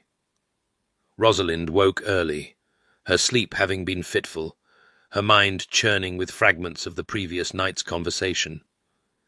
Sebastian had left eventually, retreating to his own rooms with a formal good night that might have been discouraging had she not seen the way his hand lingered on hers before releasing it. He was not healed. She was not foolish enough to believe that one honest conversation could undo 12 years of careful freezing, but something had shifted between them. A door had opened, even if only a crack. She dressed simply and went down to breakfast, half expecting to find him absent, to discover that the daylight had restored his defences and returned them to the careful distance they had maintained before. But he was there. Seated at his usual place, newspaper in hand, he looked up when she entered, and for just a moment something warm flickered in those winter-grey eyes before the familiar mask descended. "Good morning," she said, taking her seat across from him. "Good morning." They ate in silence, but it was a different silence than before, less rigid, less intentional. He passed her the toast without being asked. She poured his tea exactly as he preferred it, having learned his habits, through weeks of careful observation. Small intimacies, the sort of unspoken communication that develops between people who are paying attention to each other. "I thought I might walk to the Dower House this morning," Rosalind said eventually. "Your grandmother was feeling poorly yesterday. I want to ensure she has recovered." Sebastian set down his newspaper, his expression shifting to something that might have been concern. "I had a message from her physician this morning. Her condition is declining." The words landed heavily. Rosalind set down her teacup, her appetite suddenly gone. "How quickly?" "He cannot say for certain. Weeks, perhaps. Perhaps less." Sebastian's voice was carefully controlled, but she could see the tension in his shoulders, the tightness around his eyes. "I should have visited her more often. I should have—" He stopped, his jaw working. "She knows you love her," Rosalind said gently. "She has told me so many times. She is not disappointed in you, Sebastian. She never has been." He looked at her then, really looked at her, and she saw the fear beneath the ice, the terror of losing someone else, of watching helplessly while death claimed another person he loved. "Will you come with me?" he asked. "To see her today?"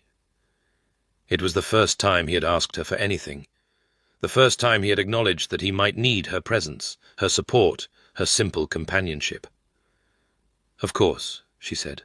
"Of course I will." They walked to the Dower House together, the mist swirling around their feet, their arms occasionally brushing, but never quite touching. Sebastian was quiet, his face drawn, and Rosalind found herself fighting the urge to reach out, to take his hand as she had the night before. But that had been a moment of crisis, a breach of his defenses, born of vulnerability. In the cold light of morning, she was not certain the offer would be welcome. The Dowager was propped up in her bed when they arrived, looking smaller and more fragile than ever, but still alert, her eyes sharpening when she saw them enter together. "Ah," she said, a faint smile crossing her lips.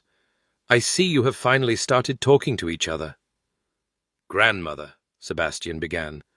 "Do not grandmother me in that tone. I am dying, not deaf." She gestured imperiously for them to sit, and they obeyed, settling into chairs on either side of her bed, like children called to account. "You look tired, both of you. I trust that means something interesting happened." "We talked," Rosalind said simply, "about Catherine, about the walls your grandson has built around himself." "Good." The Dowager nodded, satisfaction briefly brightening her pale features. "I had hoped Rosalind would have the courage to confront you, Sebastian. You have been hiding for too long." "I have not been hiding. You have been hiding, and we both know it. You have been pretending that you are incapable of feeling because feeling is too painful to bear. And while I understand why, I cannot approve." She reached out, her thin hand finding Sebastian's. "You are my grandson, my blood. I have watched you freeze yourself for 12 years, and I have said nothing because I did not know how to reach you. But I am running out of time, and I cannot leave this world without telling you the truth." Sebastian's jaw tightened, but he did not pull away. "What truth?" "That Catherine would be ashamed of what you have become." The words were gentle, but they landed like blows. "She loved you, Sebastian. She loved your warmth, your passion, your capacity for joy. If she could see you now, cold, closed off, punishing yourself for an accident that was not your fault, she would weep. Not for herself, but for you. You do not know what she would think." "I know I do." The Dowager's grip tightened on his hand. "I knew Catherine, Sebastian. I knew her better than you did, in some ways. She was not perfect. She was young, and sometimes foolish, and she put you on a pedestal that no man could sustain. But she was kind, and she was loving, and she would never, never have wanted you to spend your life as a penance for her death. Rosalind watched the struggle playing out across Sebastian's face, the guilt warring with grief, the frozen defenses cracking against the weight of his grandmother's words. She wanted to reach out, to offer comfort, but this was not her moment. This was between Sebastian and the woman who had known him longest, who had watched him become someone she barely recognized. "I killed her," Sebastian whispered. "No." The dowager shook her head firmly. "An accident killed her. A storm killed her. A driver who lost control killed her. You made a decision, an impatient, youthful decision, but you did not wrap your hands around her throat, Sebastian. You did not push her from the carriage. You were not even in the carriage when it happened. You had ridden ahead to speak with someone about the property. You were not there. I should have been there. And you would have died with her." The old woman's voice cracked. "Is that what you wish? That you had died too, leaving me with no grandchildren at all, leaving the title to Marcus, who would have gambled it away before your body was cold?" "Sometimes, yes. Sometimes I wish that." The admission hung in the air, raw and terrible. Rosalind felt tears prick at her eyes, felt her heart break for this man who had spent 12 years wishing himself dead, because the alternative, living with guilt and grief, seemed unbearable.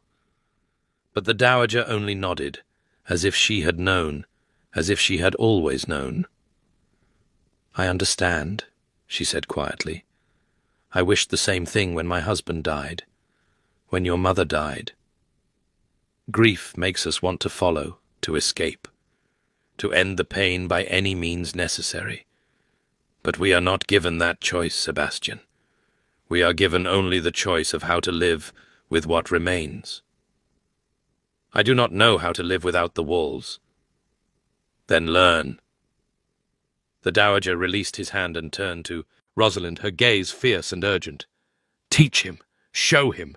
You have broken through once. You can do it again, and as many times as it takes until he remembers how to feel without being afraid." "Grandmother." "I am dying, Sebastian." The words were calm, matter-of-fact, but they silenced him instantly.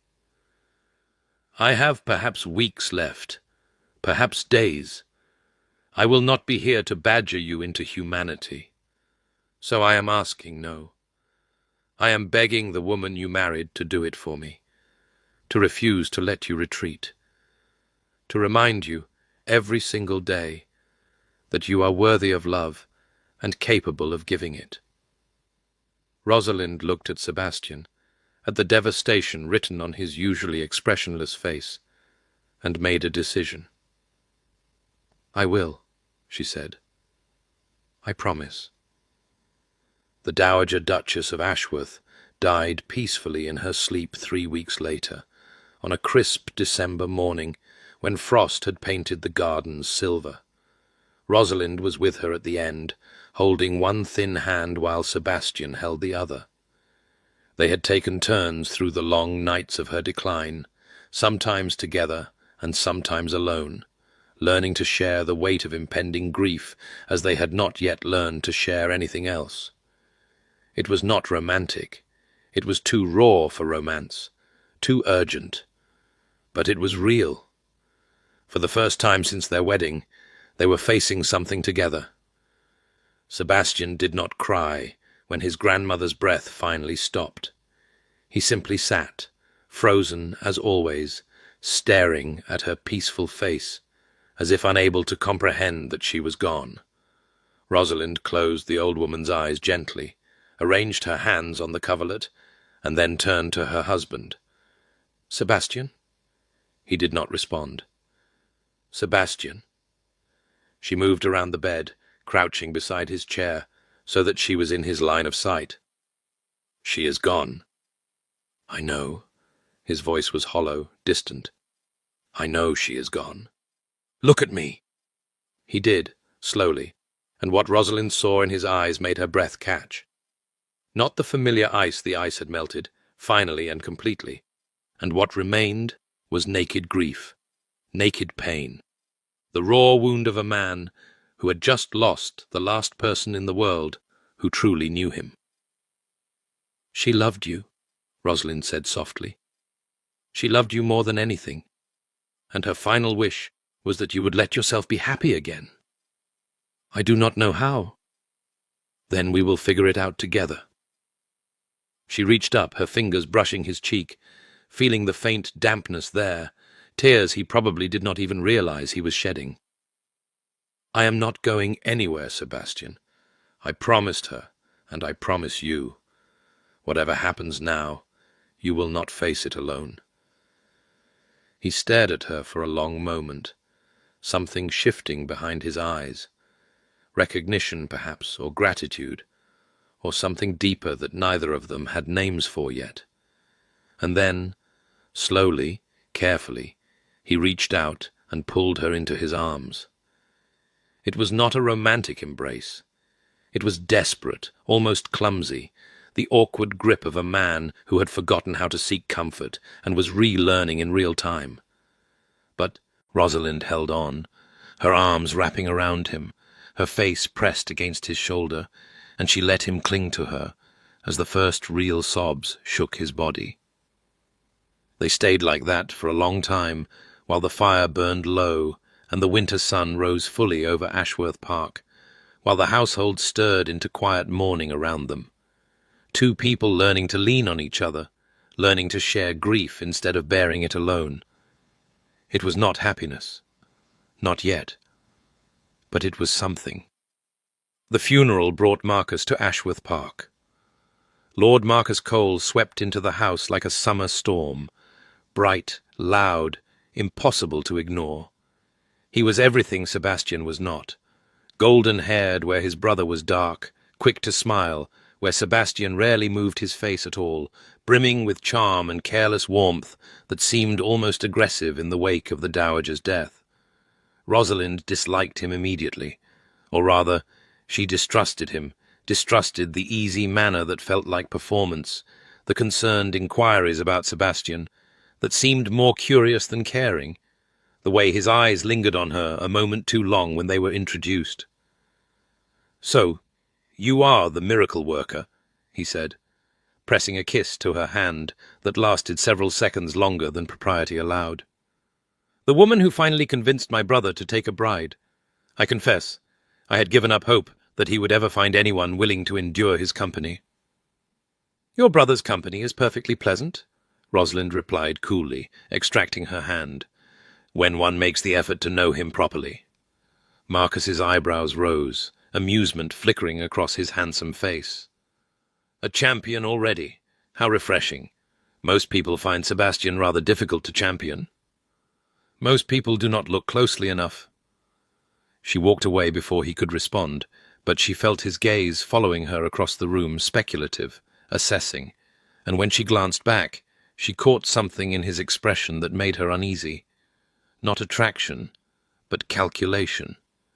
As if he were measuring her, weighing her, trying to determine how she might be used. She mentioned it to Sebastian that evening, as they sat together in the library, a ritual they had developed in the weeks of his grandmother's decline, a nightly hour of shared silence that had gradually evolved into shared conversation. "Your brother makes me uncomfortable." Sebastian looked up from the book he was not really reading. "Marcus makes everyone uncomfortable. It is his particular gift." "No, this is different. He looks at me as if I am a piece on a chessboard, as if he is trying to determine my strategic value." "That is precisely what he is doing." Sebastian set the book aside, his expression darkening. "Marcus has never quite forgiven me for being born first. He had 12 years to hope that I would die without issue and leave him the title. Your presence and the potential for an heir has disrupted his plans. He seemed charming enough on the surface." "Marcus is always charming on the surface. It is what lies beneath that concerns me." He hesitated, then added, "I should have warned you about him. I apologize." "There is nothing to apologize for. I am quite capable of managing charming men with hidden agendas." She smiled slightly. I married one, after all. For a moment, Sebastian simply stared at her. Then, unexpectedly, his lips twitched, not quite a smile, but closer than she had ever seen. I suppose you did, he said. Marcus stayed for a fortnight after the funeral, filling Ashworth Park with noise and guests, and the brittle gaiety of a man who seemed constitutionally unable to be still.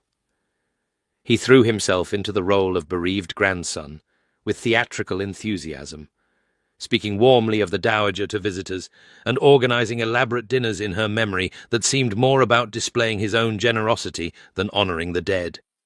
Through it all, Sebastian retreated. Not into the frozen distance of before, that ice had cracked too thoroughly to reform, but into a quieter withdrawal, a reserve born of grief rather than self-protection. He attended the dinners Marcus organized, but said little, endured the parade of sympathetic visitors, but escaped as soon as courtesy allowed, and spent increasing amounts of time in the library with Rosalind, where Marcus's relentless brightness could not reach. He exhausts me, Sebastian admitted one evening, watching the fire rather than meeting her eyes. He has always exhausted me, but now I have no patience left for performance. Then don't perform. Rosalind set aside her embroidery. She had taken it up more for the excuse to sit with Sebastian than any real interest in needlework, and turned to face him fully. This is your house. You are the Duke. If you wish Marcus to leave, you have only to say so. He is my brother, and you are grieving. You are allowed to grieve in peace. Sebastian was quiet for a long moment. Then slowly, he reached out and took her hand, a gesture that still surprised her each time he initiated it, a small miracle of thawing that she treasured more than she could say. Thank you, he said quietly, for understanding. I have my moments. You have rather more than moments. He met her eyes then, and what she saw there made her breath catch. Not love, not yet. Perhaps not ever, but something warmer than duty, deeper than convenience. I have not been fair to you, Rosalind. I married you expecting to feel nothing, and you have refused to allow that. You have pushed and prodded and demanded that I be human, despite my best efforts to remain frozen. Is that a complaint? It is a confession. His fingers tightened on hers. I do not deserve your patience. I have given you nothing, no warmth, no affection, no companionship beyond what you have demanded for yourself. And yet you remain. You fight for this marriage as if it matters, as if I matter, when I have done everything in my power to convince you otherwise. Rosalind felt tears prick at her eyes. You do matter. You have always mattered. I simply refuse to let you convince me otherwise. Why? Because I recognized you. The words came before she could stop them, honest in a way she had not intended. From the moment you walked into that garden and called my bluff, I recognized you. Another person wearing armor, pretending not to feel, convinced that the alternative was too dangerous to risk. And I thought... She stopped, swallowed. I thought perhaps we could learn to take off the armor together, if we were brave enough. Sebastian was staring at her with an expression she could not quite read, wonder, perhaps, or fear, or some complicated mixture of both. And if I am not brave enough, he asked quietly, then I will be brave for both of us, until you are ready to be brave too. He lifted her hand to his lips, pressing a kiss to her knuckles that lingered far longer than any formal gesture should. I am beginning to believe, he said against her skin, that marrying you may have been the wisest decision I ever made. Marcus departed the following week, summoned back to London by debts he did not specify, and creditors he mentioned only in passing. But before he left, he sought Rosalind out privately, cornering her in the conservatory while Sebastian was occupied with estate business. I wanted to speak with you alone, he said, his charming smile firmly in place, to apologize if I have been overwhelming, I know I can be somewhat much. You have been perfectly appropriate, Rosalind replied cautiously. Have I? That's a relief. I do worry sometimes that Sebastian's bride might find me too much by contrast. My brother is not exactly known for his vivacity. Your brother is a man of depth and substance. Those qualities are often mistaken for coldness by those who do not look beyond the surface. Marcus's smile flickered, something harder surfacing briefly behind his eyes. And you have looked beyond the surface? I am learning to. How fortunate for him. He stepped closer, close enough that Rosalind could smell his cologne, expensive, cloying. I wonder, though, if you will feel the same when the novelty wears off, when the project of thawing my brother loses its appeal, when you realize that some walls are not meant to come down. Is that a warning, Lord Marcus? Merely an observation. He smiled again, all charm restored. Sebastian has never been able to sustain connections, relationships, friendships, family bonds. He pushes everyone away eventually. Our grandmother was the only one who refused to be pushed, and now she is gone. I simply wonder how long you will persist before you, too, accept defeat. Rosalind held his gaze steadily, refusing to show the chill his words had sent down her spine. I am not in the habit of accepting defeat, Lord Marcus. It is one of my more irritating qualities. So I am beginning to understand. He stepped back, his expression unreadable. Do take care of yourself, Your Grace. And do keep an eye on that husband of yours. He has a tendency to self-destruct when he is not watched. He left the conservatory without another word, but his warning echoed in Rosalind's mind long after his carriage had disappeared down the drive. Some walls are not meant to come down.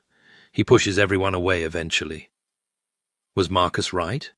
Was she fighting a battle she could not win, investing in a man incapable of reciprocating?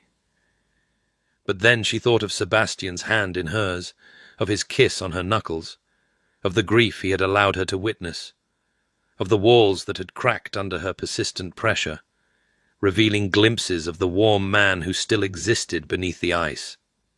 No, Marcus was wrong. Sebastian was not pushing her away. He was letting her in. Slowly, painfully, with all the awkwardness of a man who had forgotten how. And she would be there when he finally remembered. Winter deepened into the coldest January anyone could remember. Snow blanketing Ashworth Park in white, and forcing Rosalind and Sebastian into even closer quarters. The household contracted, guests ceased to call, and the great house became almost intimate in its isolation. They spent hours together now reading in the library, walking the galleries when the weather permitted, dining across a table that no longer felt like a chasm between them. Sebastian talked more, not much but enough, sharing memories of his grandmother, his childhood, the years before the ice had formed. And Rosalind talked too, telling him about her sharp-tongued reputation, her mother's disappointment, the fears that had driven her own defences for so long. "We are well matched, it seems," Sebastian observed one evening, watching her across the firelight. "Both of us building walls against a world we found too painful to face unarmoured. Perhaps that is why you chose me." Rosalind looked up from her book. "You recognized a fellow builder." "Perhaps." He was quiet for a moment, then added, "I told you once that I chose you because you did not want me. That was not entirely true." "Oh?" "I chose you because you made me laugh." He said it almost grudgingly, as if the admission cost him something. "In the garden, when you made your ridiculous declaration about marrying the first man through the gate. I had not truly laughed in 12 years. And then I heard you, speaking with such desperation and such wit, and something in my chest cracked, just for a moment. I did not see you laugh. I did not let you see, but it was there, beneath the surface, a spark of something I thought I had extinguished forever." He met her eyes, his gaze unusually open. "You have been fanning that spark ever since. Sometimes I wish you would let it die. But mostly, I am grateful." Rosalind set aside her book and rose, crossing the space between them to stand before his chair. He looked up at her, and for once there was no guard in his expression, no shield, only raw uncertainty, and something that might have been hope. "I will keep fanning it," she said quietly, "for as long as it takes, until it becomes a fire that cannot be extinguished." She leaned down and pressed a kiss to his forehead, gentle, chaste, but intentional. A promise. When she pulled back, his eyes were closed, and she saw a single tear trace down his cheek. Helena's letter arrived the first week of February, carried by a messenger who had braved the snowy roads from London. "My dearest Rosalind," it began, in Helena's elegant hand, "I hope this finds you well, though I suspect well may be an optimistic assessment given the reports I have received about the Duke's grandmother. Please know that you are in my thoughts during this difficult time. I write, however, with news that may complicate your circumstances further. Marcus has been in London for several weeks now, and his behaviour has raised concerns. He speaks of you frequently, too frequently, and in terms that suggest familiarity beyond what propriety would allow. He implies that your marriage is unhappy, that Sebastian neglects you, that you have confided in him certain dissatisfactions. I do not believe any of this, of course, but others do. And Marcus, I fear, is working to position himself for some future where Sebastian's marriage fails and the question of succession remains unresolved. I tell you this not to alarm, but to warn. Whatever is happening at Ashworth Park, be careful how it is perceived by the outside world, and watch your brother-in-law. He is not the charming fool he pretends to be." With love and concern, Helena Rosalind read the letter twice, her heart sinking with each word. Marcus was undermining her marriage, spreading rumours, casting doubt, positioning himself as her confidant in an unhappy situation. And society, always hungry for scandal, was undoubtedly devouring every morsel he offered. She brought the letter to Sebastian that evening, laying it before him without preamble. "You should read this."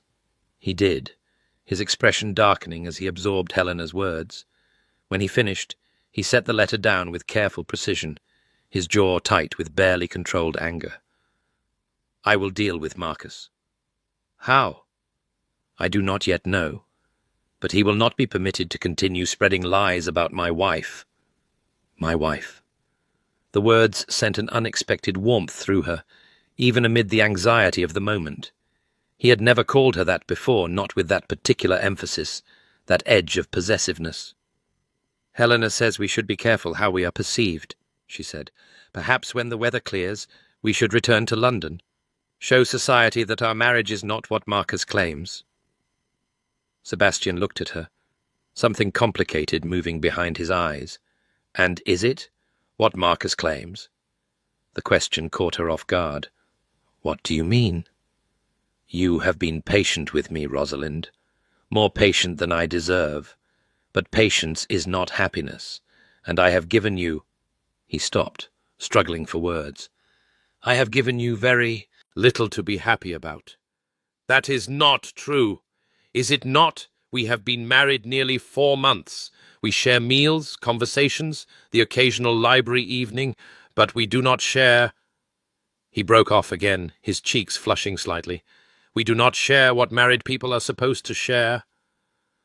Rosalind felt her own face heat. They had not discussed this, the physical aspect of their arrangement, the air he had said he required. After the wedding night, he had maintained careful distance, and she had not pushed, sensing that intimacy would need to come at his pace if it was to mean anything. "I did not wish to presume," she said carefully. "You made clear that you wanted nothing more than— I made clear many things that are no longer true." He rose abruptly, crossing to the window to stare out at the snow-covered gardens. "I told you I was incapable of feeling. That was a lie I had told myself so often that I believed it. But since my grandmother's death, since you refused to let me retreat, I have felt more than I have in 12 years, and I do not know what to do with any of it." Rosalind rose and crossed to stand beside him, close enough that their shoulders nearly touched. "What do you feel?" she asked softly. He was silent for a long moment. When he spoke, his voice was rough, uncertain. Gratitude, terror, confusion. Another pause. And something else. Something I have been afraid to name because naming it makes it real. And real things can be lost. Sebastian, I am not in love with you. He turned to face her, his expression torn between honesty and something that looked almost like hope. I do not know how to be in love. Not anymore. But I am something. Something more than indifferent. Something that frightens me more than I can say. Rosalind reached up and touched his face, feeling the tension in his jaw, the rapid pulse in his throat. That is enough, she said. For now, that is enough. We do not need to name it. We do not need to define it. We only need to let it be what it is. And what is it? A beginning.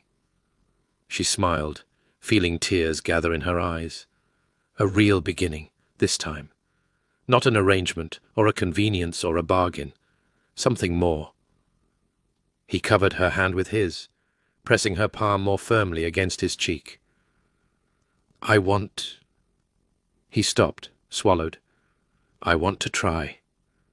To be the husband you deserve, not just the one you agreed to accept. I do not know if I am capable of it. I do not know if the damage is too deep, but I want to try. Then we will try together. He kissed her then tentatively at first, almost questioning, as if unsure whether she would allow it. But when she responded, when her arms went around his neck and her body pressed against his, something shifted. The hesitation melted away, replaced by a hunger that had been buried so long it felt almost new. When they finally broke apart, both breathing hard, his forehead rested against hers. I think, he said unsteadily, that we should return to London, to deal with Marcus, to deal with everything. He pulled back enough to meet her eyes, and what she saw there made her heart stutter. Not love, not yet, but the possibility of it, the willingness to risk it. Together, she said. Together, he agreed. The word felt like a promise, a real one this time. And when they retired that night, the door between their chambers finally opened. The journey to London took 3 days through roads still treacherous with melting snow, but Rosalind barely noticed the discomfort. Everything had changed in the fortnight since that night in the library, that first tentative kiss that had opened doors long barred, the gradual unfolding of intimacy that followed. Sebastian was still learning to be vulnerable, still catching himself mid-retreat and forcing himself to stay present. But the effort he made was visible in every gesture, every glance, every moment he chose to reach for her instead of pulling away. They travelled in the same carriage now, sitting side by side rather than across from each other, and sometimes his hand found hers beneath the travelling blankets, holding on as if she were an anchor in uncertain waters. He did not speak much that was not his nature, and perhaps never would be. But the quality of his silence had changed. It was no longer the frozen stillness of a man determined to feel nothing. It was the quietude of someone learning to feel again, processing emotions too long suppressed. "You are nervous," Rosalind observed, as London's outskirts came into view through the carriage window. Sebastian's jaw tightened. "Marcus will have had weeks to spread his poison. I do not know what we will face." "We will face it together." She squeezed his hand. "That is rather the point." "I am not accustomed to together." He turned to look at her, his grey eyes softer than she had ever seen them. "I am accustomed to alone, to handling everything myself, keeping everyone at a distance, never admitting weakness or uncertainty." "How is that working for you?" The ghost of a smile crossed his face. Poorly, as it happens. Then perhaps it is time to try something new. Ashworth House loomed before them as the carriage swept up the drive, its imposing facade a reminder of the weight of responsibility Sebastian carried. Rosalind had visited only once before, for a brief inspection before the wedding, and she had been too overwhelmed then to take proper stock of her new London home. Now she studied it with different eyes, the eyes of a woman who had begun to understand her husband, who was fighting for a marriage that had started as mere convenience and was becoming something far more significant. The staff lined up to greet them, faces carefully neutral, and Rosalind caught the flicker of curiosity in more than one pair of eyes. The Duke of Ashworth, returning to London with his wife after months of seclusion in Kent. The gossip must be rampant. "Your Grace, the butler, The silver-haired man named Thornton bowed deeply. "Welcome home? We have prepared the house as instructed." "Thank you, Thornton. Her Grace will be using the Duchess's suite." Sebastian's hand came to rest at the small of Rosalind's back, a gesture of possession that was also, somehow, one of protection. "Please ensure she has everything she requires." "Of course, Your Grace." They entered the house together, and Rosalind felt the weight of dozens of eyes following them, servants noting the Duke's hand on her back, the way he leaned toward her when he spoke, all the small intimacies that marked their changed relationship. By evening, every household in London would know that the Duke and Duchess of Ashworth appeared to be on excellent terms, which was precisely the point. The first salvo in their campaign came that very evening, in the form of a dinner invitation from Lady Pemberton, mother of the unfortunate daughter, hostess of one of the most influential tables in London society. Rosalind recognized the woman's name from her first season, remembered her as a sharp-eyed gossip who collected secrets like other women collected china. "We should accept," Sebastian said, reading the invitation over Rosalind's shoulder. "Lady Pemberton sees everything and talks to everyone. If we can convince her that our marriage is solid, the news will spread faster than any denial we could issue." "And if we cannot convince her?" "Then we will have a rather uncomfortable dinner and try again elsewhere." He set the invitation aside and met her eyes. "I should warn you I am not skilled at social performance. I have spent 12 years cultivating a reputation for coldness. Pretending to be a devoted husband may be beyond my abilities." Rosalind smiled. "Then do not pretend. Simply be what you are becoming." "And what is that?" "A man who is learning to let himself be loved." Something flickered in his eyes, that raw vulnerability she had begun to recognize, the part of him that still could not quite believe this was real. But he did not retreat, did not raise his walls. He simply nodded and pressed a kiss to her forehead. "I will try," he said, "for you." Lady Pemberton's dinner was a glittering affair, the cream of London society packed into a dining room designed to impress and intimidate. Rosalind recognized faces from her failed season's women who had pitied her, men who had dismissed her, society matrons who had clucked their tongues over her sharp tongue and unmarriageable nature. Now they stared with open curiosity as she entered on the arm of the Duke of Ashworth. She felt Sebastian tense beside her, felt the rigid posture that was his default response to social situations. But when she squeezed his arm gently, he glanced down at her, and something in his expression softened. "Courage," she murmured. "I was about to say the same to you." They moved through the crowd together, a united front that drew whispers in its wake. Rosalind caught fragments of conversation. "Never seen him so attentive." "She looks well." Marcus said they barely spoke, and allowed herself a small smile of satisfaction. Let them wonder. Let them gossip. As long as the gossip favoured her marriage rather than undermined it. Lady Pemberton descended upon them with all the subtlety of a cavalry charge. "Your Graces, how delightful that you could join us." Her sharp eyes swept over them both, missing nothing. We had begun to despair of seeing you in London this season. The Kent countryside must be very appealing indeed. My grandmother's final illness required my presence, Sebastian replied, his voice carefully neutral. Now that we have attended to family matters, I saw no reason to deprive my wife of the pleasures of the season. How thoughtful of you. Lady Pemberton's gaze fixed on Rosalind with predatory interest. And how are you finding married life, Your Grace? It must be quite an adjustment after so many years. She trailed off delicately, the implication clear. After so many years of failure to secure a husband. I am finding it most agreeable, Rosalind replied, keeping her voice pleasant despite the barb. The Duke has been everything that is considerate. Has he? Lady Pemberton's eyebrows rose. That is not quite the impression one receives from certain quarters. Sebastian's hand tightened on Rosalind's arm, but his expression remained impassive. I cannot account for the impressions of certain quarters. I can only assure you that my wife speaks the truth. Of course. But Lady Pemberton's smile suggested she was filing this exchange away for future analysis.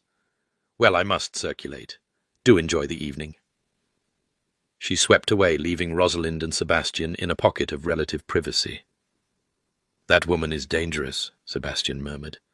That woman is the key to London society. If we can convince her, we can convince anyone. And if we cannot?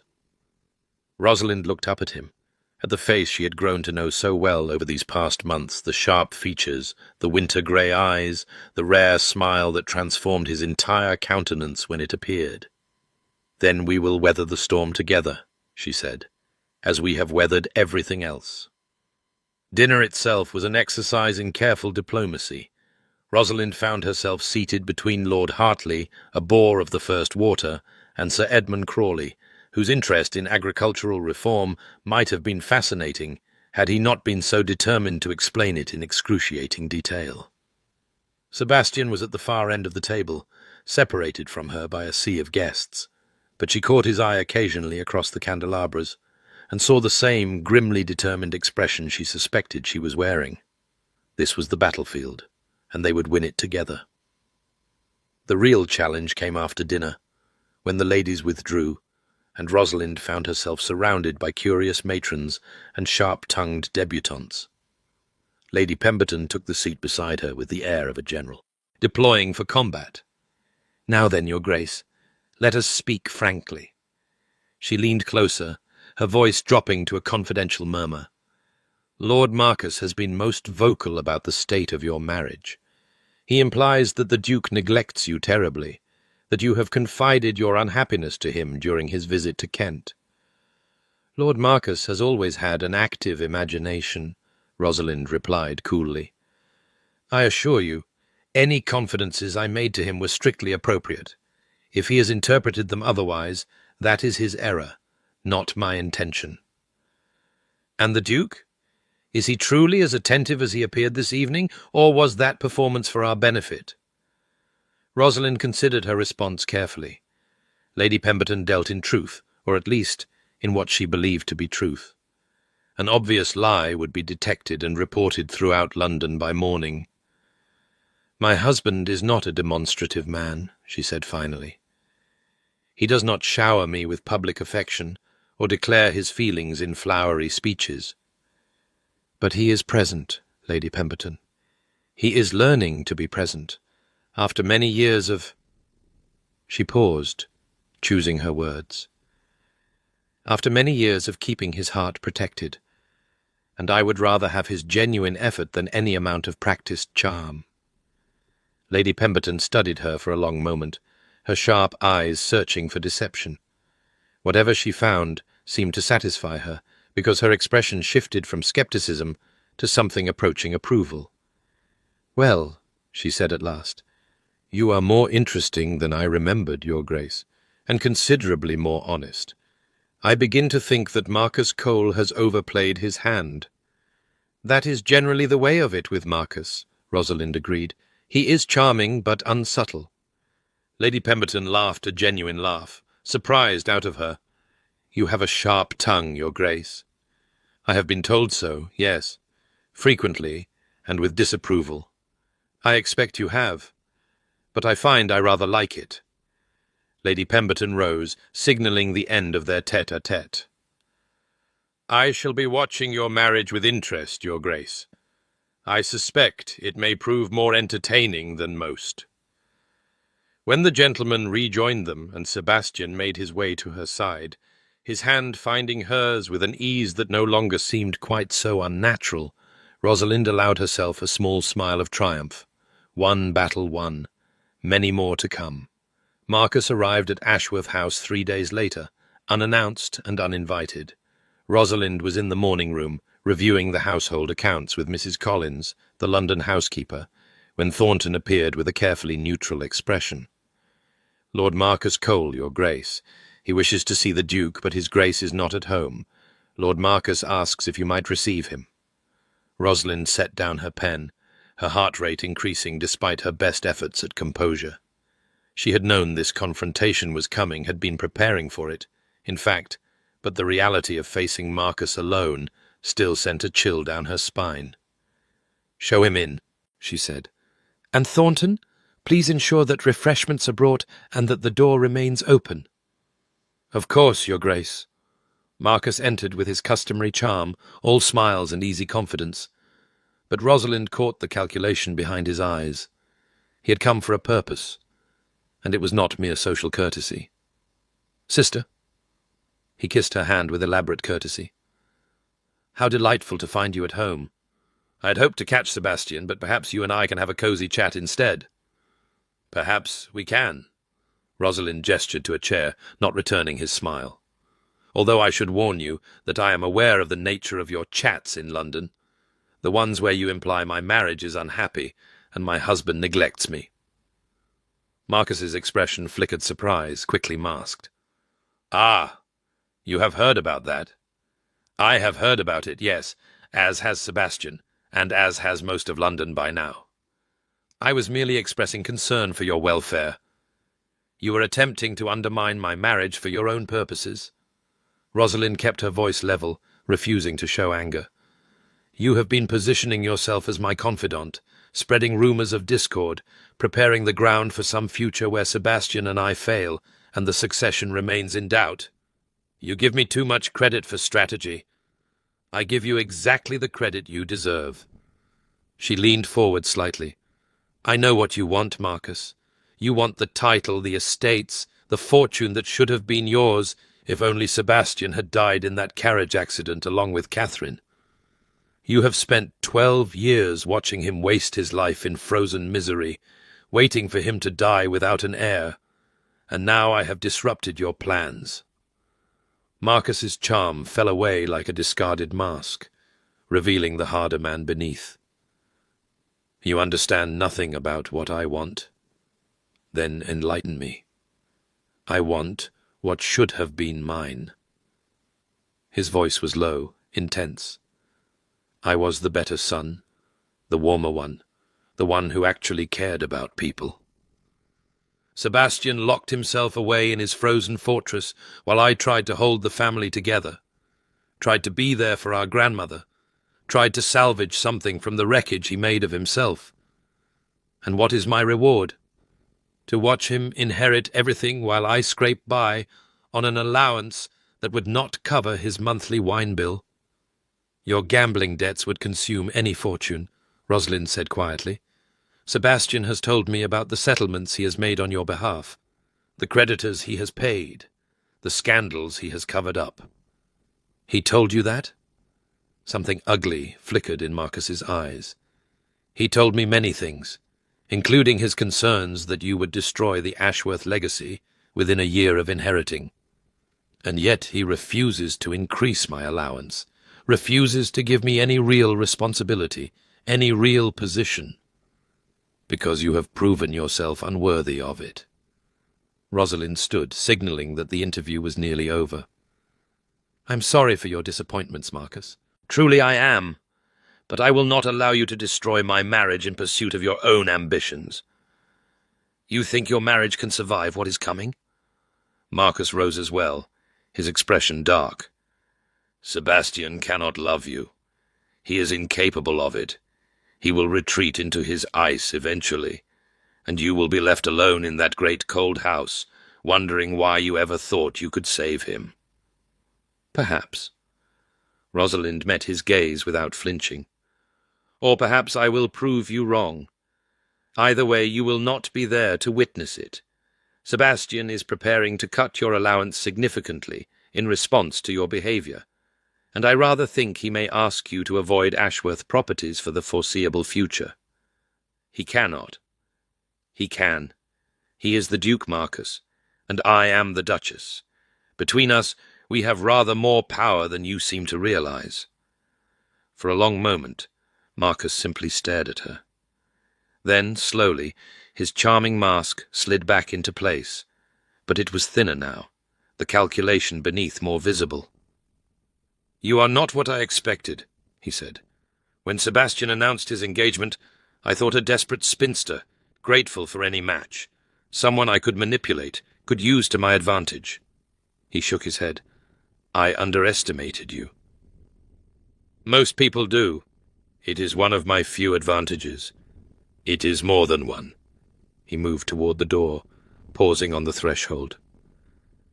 "You may have won this round, Your Grace, but my brother's demons are older and deeper than you know. Do not be surprised when they swallow him whole." He left before she could respond, and Rosalind sank back into her chair, suddenly trembling with the effort of maintaining her composure. Her hands shook as she reached for her cold tea, and she had to set the cup down before she spilled it. She had stood her ground. She had defended her marriage, exposed Marcus's machinations, asserted her power as Duchess. But his final words echoed in her mind, refusing to be silenced. "My brother's demons are older and deeper than you know." What else was there? What other shadows lurked in Sebastian's past, waiting to emerge and destroy everything they had built? Sebastian found her still in the morning room an hour later, staring at nothing. "Thornton told me Marcus was here." He crossed to her side, his expression concerned. "Are you all right?" "I'm fine." She forced a smile. "We had a frank exchange of views." "How frank?" "I may have informed him that you were cutting his allowance and banning him from family properties." Sebastian's eyebrows rose. "Did you?" "I thought it best to be direct." She looked up at him. "Was I wrong?" "No." He took the chair across from her, his gaze searching her face. "I was going to tell him the same thing myself. I am only sorry you had to bear the brunt of his reaction." "He was unpleasant, but not dangerous." She hesitated. "He said something before he left, about your demons being older and deeper than I know." Sebastian went very still. "Did he? What did he mean?" "Rosalind, I need to know." She reached out and took his hand, feeling the tension in his fingers. "If there are shadows I do not yet understand, I need to know about them. I cannot fight what I cannot see." For a long moment he did not speak. His gaze dropped to their joined hands, his thumb tracing absent patterns on her skin. "Catherine was not the first person I lost," he said finally. "She was simply the last, before I decided to stop losing anyone." "Tell me." "My mother." His voice was rough. "You know she died when I was young. What you may not know is that I was with her. I was 8 years old, sitting beside her bed, holding her hand while she faded away. She made me promise to take care of the family, to be strong, to carry the weight she was leaving behind. And then she was gone, and I was alone with a promise I had no idea how to keep." Rosalind tightened her grip on his hand, but did not speak. "My father, he fell apart after she died, threw himself into drink, into affairs, into anything that would distract him from the grief. He was never cruel to Marcus and me, but he was absent, gone, even when he was in the same room. I tried to be what my mother had asked, strong, responsible, the one who held everything together, but I was a child. I was not equipped for the weight. No child would be. No. But I did not know that then. I only knew that I had promised, and I was failing. He looked up, meeting her eyes. When father died, I was 18, barely a man. I felt relief. Is that not terrible? Relief that the reminder of my failures was finally gone, that I could rebuild without his shadow hanging over everything. That is not terrible. That is human. Catherine understood that. She was the only one who ever understood, or so I thought. She listened when I spoke of my mother, my father, the weight I carried. She made me believe I could set it down, could be happy, could be something other than the cold, controlled duke I had become. His voice cracked slightly. And then she died too. And I knew it was my fault, whatever anyone said. Everyone I loved died. Everyone I allowed close was destroyed by that closeness. The only way to protect anyone, to protect myself, was to feel nothing, to need no one, to freeze. Oh, Sebastian! Rosalind rose and moved to his side, crouching beside his chair as she had done the night of the dowager's death. You have been carrying this alone for so long. It was safer alone. No. She touched his face, feeling the dampness on his cheeks. It was lonelier. There is a difference. I am trying. The words emerged broken. I am trying to be different, for you. But Marcus is not wrong, the demons are deep, and sometimes I feel them pulling at me, trying to drag me back into the ice. Then I will hold on tighter. She kissed his forehead, his cheeks, the corner of his mouth. I will not let them take you. I promise. You cannot promise that. I can promise to try. I can promise to fight. I can promise that, whatever comes, you will not face it alone. She pulled back enough to meet his eyes. You are not the frightened boy who made that promise to his mother. You are not the young man who lost Catherine. You are my husband, Sebastian. And I choose you, demons and all. He stared at her for a long moment, something crumbling behind his eyes. And then he pulled her into his arms and held on as if she were the only solid thing in a world that had always felt precarious. Spring arrived in London with its customary flourish of blossoms and social obligations, and Rosalind found herself busier than she had ever been. Her position as Duchess of Ashworth opened doors that had been firmly closed to Lady Rosalind Blackwell invitations to the most exclusive gatherings, requests for patronage from charitable organizations, an endless stream of morning callers eager to curry favor with one of the most powerful women in society. It was exhausting. It was exhilarating. And through it all, Sebastian was at her side. Not always physically, his duties in the House of Lords and his estate business often kept them apart during the day, but present in a way he had never been before. He appeared at her side during evening events, his hand finding hers in crowds, his attention never straying far, even when duty demanded he speak to others. He asked about her day, listened to her observations about the people they met, shared his own thoughts in a way that suggested he valued her opinion. It was not the grand passion of novels. It was something quieter, steadier, a partnership built on mutual respect and growing affection, and Rosalind found, to her surprise, that she preferred it to any dramatic romance. You have changed him. Helena made the observation over tea one April afternoon, watching Rosalind with knowing eyes. She had come to London for the season. Her grief for her late husband finally softened enough to allow re-entry into society, and she had become a regular visitor to Ashworth House. "He has changed himself," Rosalind corrected. "I merely provided motivation." "That is generous of you, but I have known Sebastian for years since Catherine, since the freezing. I never thought I would see him warm again." Helena set down her teacup. "He looks at you the way he used to look at her, as if you are the most fascinating person in any room." Rosalind felt heat rise to her cheeks. "You exaggerate. I do not. Ask anyone.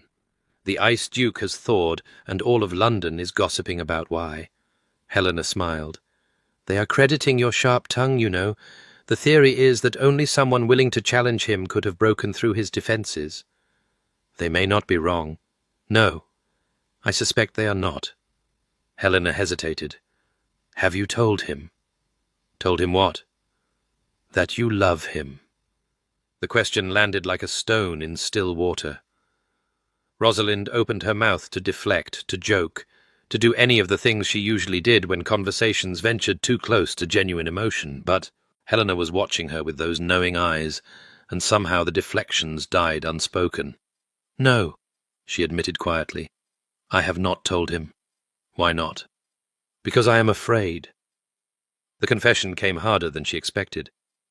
He has made such progress, such tremendous progress, but he still flinches sometimes, still retreats.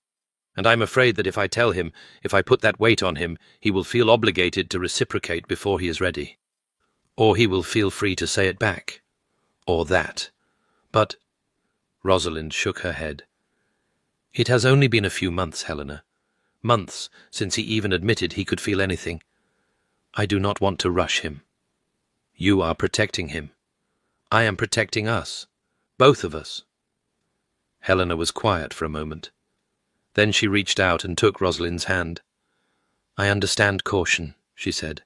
I understand fear. But I also know that sometimes we protect ourselves out of love, that we mistake for prudence. Do not wait too long, Rosalind.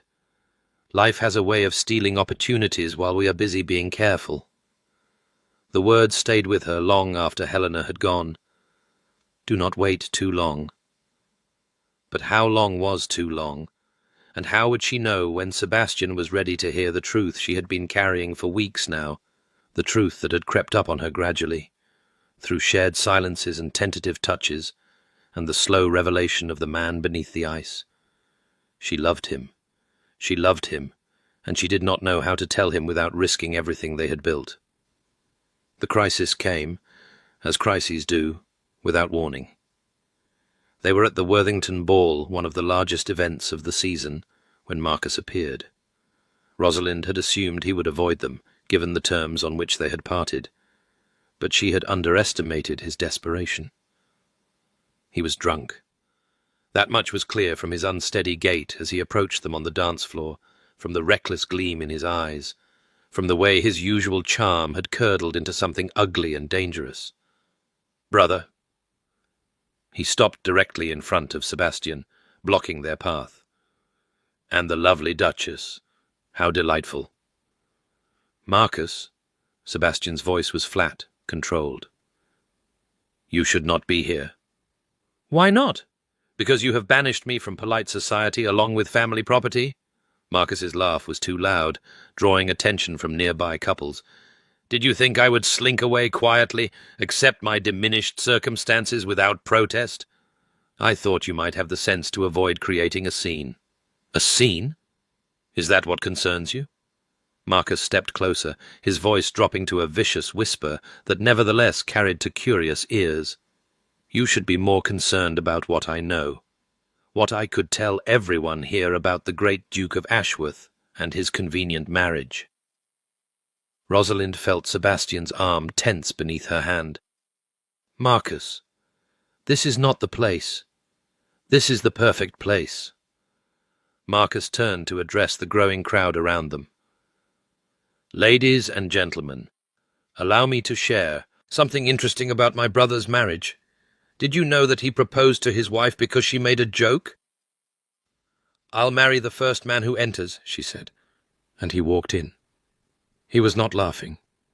He was calculating.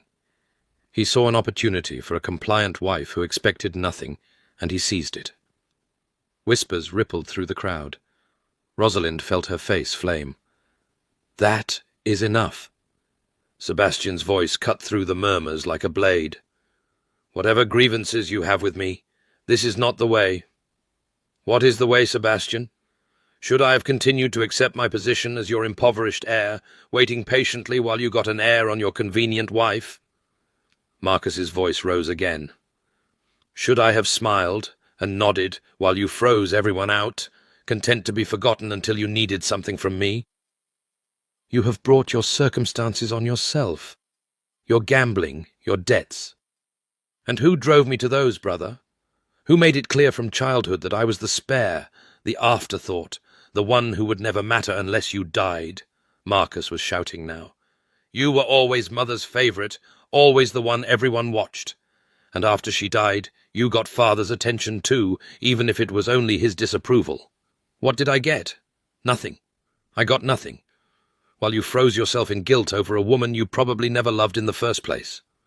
The slap of Sebastian's hand against Marcus's face echoed through the suddenly silent ballroom. Rosalind had never seen Sebastian lose control, not once, in all their months together. But Marcus had found the weak point, the spot where the ice was thinnest, and he had struck with vicious precision. Catherine.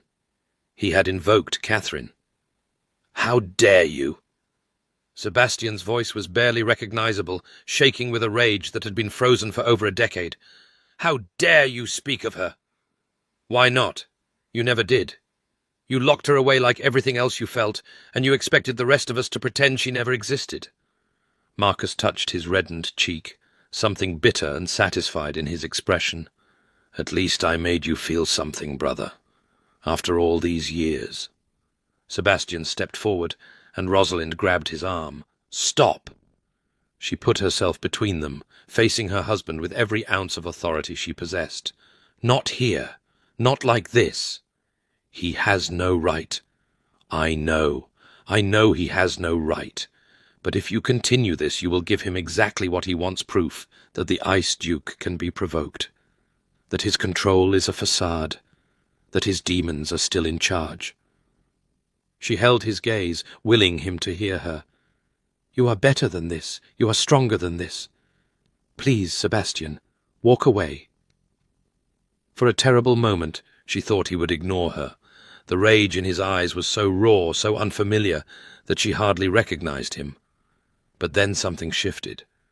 The rage banked, controlled, pushed back beneath the surface. "You are right," he said quietly. "As always." He turned and walked, away, leaving Marcus and the gaping crowd behind. Rosalind followed, her heart pounding, aware of every whisper and stare that tracked their exit. The scandal would be all over London by morning.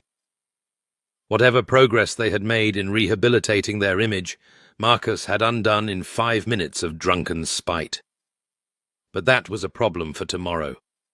Tonight, she needed to reach her husband before the ice reformed entirely. She found him in the carriage, sitting in the darkness with his head in his hands. "Sebastian." He did not look up. "I should not have struck him." "No. But you stopped yourself from doing worse. That matters." "Does it?" He raised his head, and even in the dim light she could see the devastation in his expression. He was right, Rosalind. About all of it. I have spent my life frozen, pushing everyone away, expecting the world to accommodate my grief.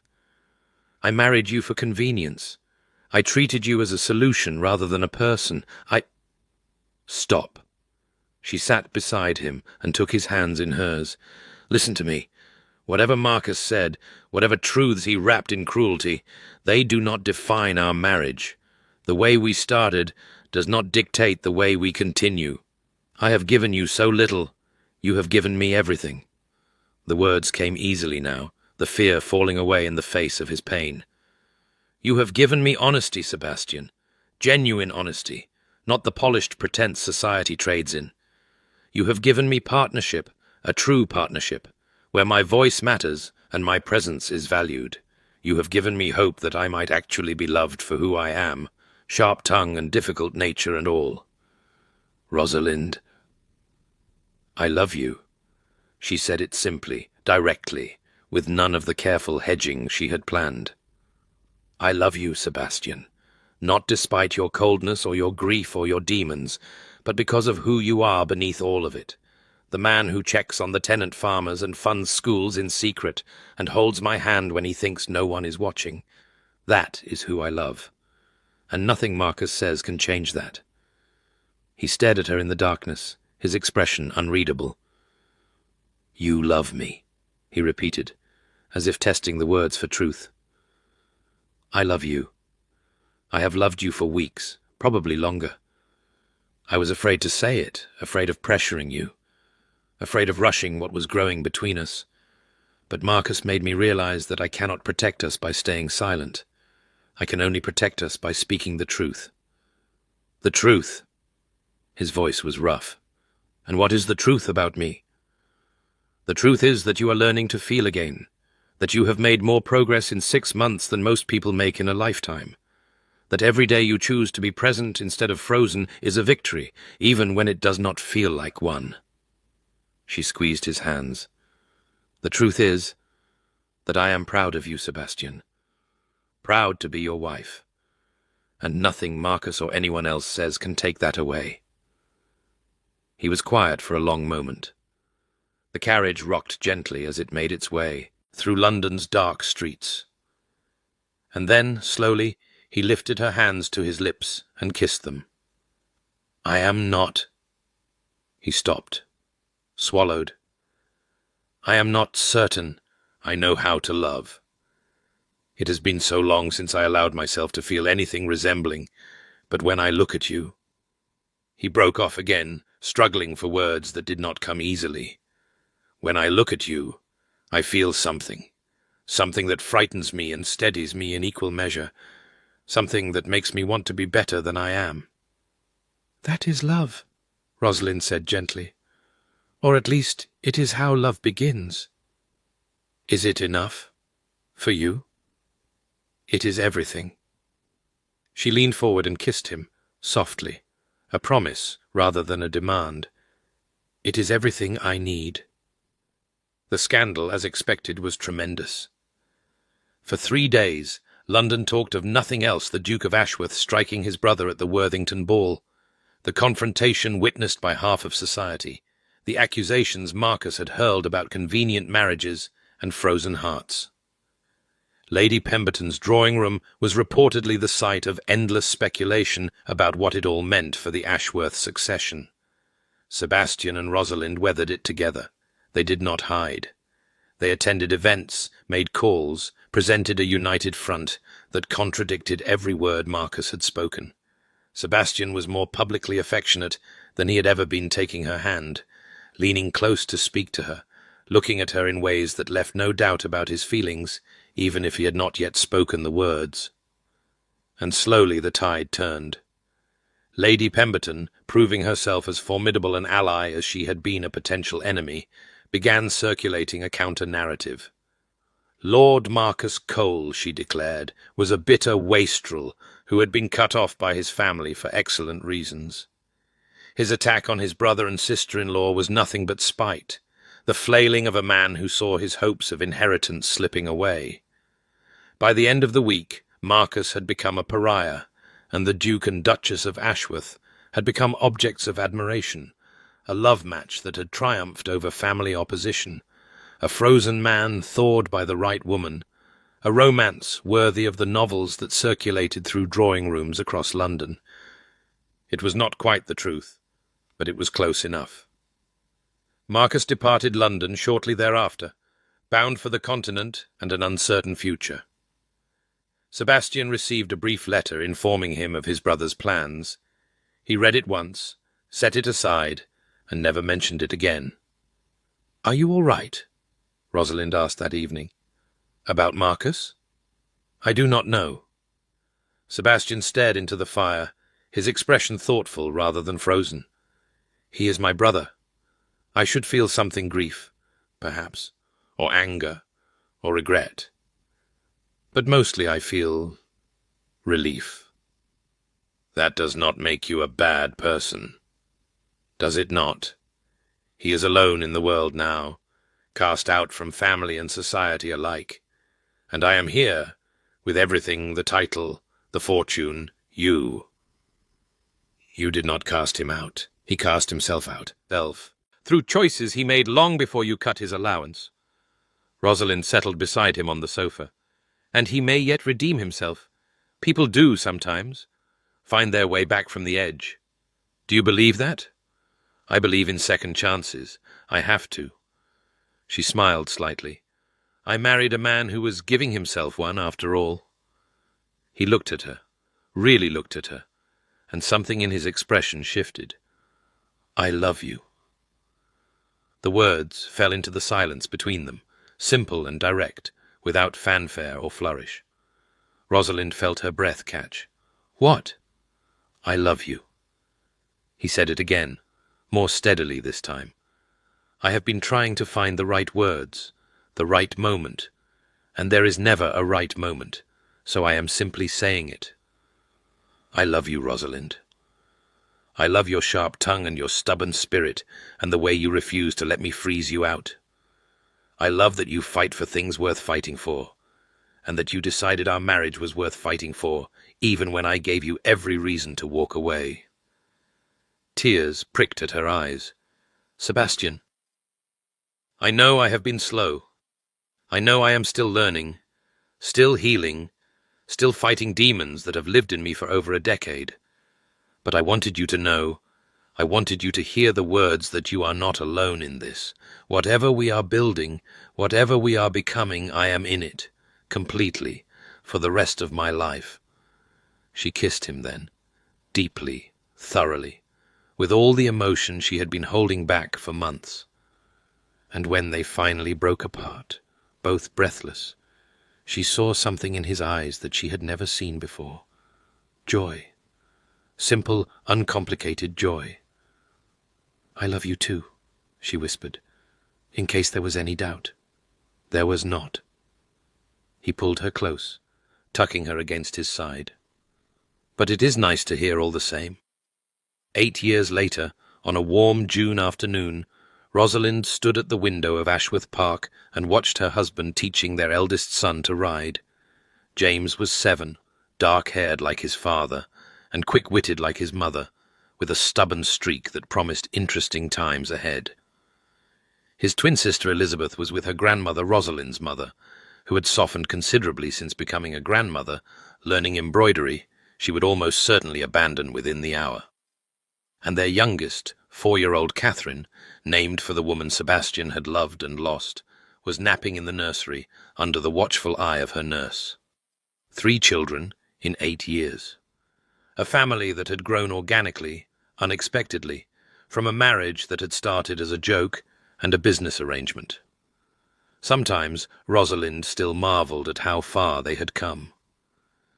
Helena appeared beside her, holding a glass of lemonade. Her marriage to Marcus reformed, humbled, and genuinely changed after 3 years of continental wandering was in its 2nd year now, and she divided her time between Marcus's small estate in Hampshire and visits to Ashworth Park. He is a natural, Helena observed, watching Sebastian steady James in the saddle. I never would have believed it, watching him all those years ago. The Ice Duke, teaching a child to ride. He has hidden depths. Rosalind smiled. It merely took some excavation to find them, and considerable determination. That too. They watched in companionable silence as Sebastian swung up onto his own horse and led James at a careful walk around the paddock. From this distance, Rosalind could not hear their conversation, but she could see the way Sebastian leaned toward his son, patient and attentive, offering guidance without taking over. He had become the father neither of them had expected him to be. Warm, present, engaged in a way that still surprised him sometimes. He still retreated.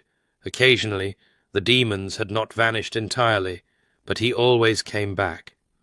Always reached for her in the dark times, instead of pushing away. He is lucky to have you, Helena said quietly. We are lucky to have each other. Rosalind took a sip of her lemonade. It was not luck that built this, though. It was work. Hard work, on both our parts, and a willingness to keep trying when everything seemed hopeless. Is that the secret, then, to a successful marriage? There is no secret. Only choice choosing each other every day, even when it would be easier to retreat. Rosalind watched as James successfully guided his pony in a small circle, Sebastian's face breaking into a smile of genuine pride. And perhaps a sharp tongue. That seems to have helped. Helena laughed. I shall tell Marcus. He claims my sharp tongue is a hindrance rather than an asset. Marcus is wrong about many things. That is merely one of them. The riding lesson ended, and Sebastian lifted James down from the saddle, swinging the boy onto his shoulders for the walk back to the house. Rosalind felt her heart swell at the sight her husband and her son, silhouetted against the summer sky, so different from the cold and frozen man she had married 8 years ago. That man still existed, somewhere deep inside, but he was no longer in charge. He had been replaced slowly, painfully, triumphantly by someone who knew how to love and be loved in return. Sebastian looked up as he approached the house, his gaze finding Rosalind at the window. Even at this distance she could see his smile, that rare, transformative smile that still made her breath catch. "Mama!" James shouted, waving wildly from his father's shoulders. "I rode all by myself." "I saw," Rosalind waved back. "You were magnificent." "He was adequate," Sebastian corrected, but his tone was warm with affection. "With practice, he may become magnificent." "I shall practice every day," James declared. "And then I shall be the best rider in all of England." "A worthy goal." Sebastian set his son down at the terrace steps. "But first, wash up for tea. Your grandmother will not appreciate dirty hands at her table." James scampered inside, his energy apparently inexhaustible, leaving Sebastian and Rosalind alone on the terrace. Helena had tactfully withdrawn, citing letters she needed to write. "He has your determination," Sebastian observed, climbing the steps to join his wife, "and your stubbornness. A formidable combination." "Indeed." He pulled her close, pressing a kiss to her forehead. "I am told that stubbornness runs in the family." "So I have heard." She tilted her face up to look at him, drinking in the sight of this man who had become her world, the sharp features softened by years of genuine smiles, the winter-grey eyes that no longer seemed cold at all. "Do you remember what you said to me, the day we met?" "I said many things, most of them ill-advised." "You said you accepted my offer, that you were not laughing."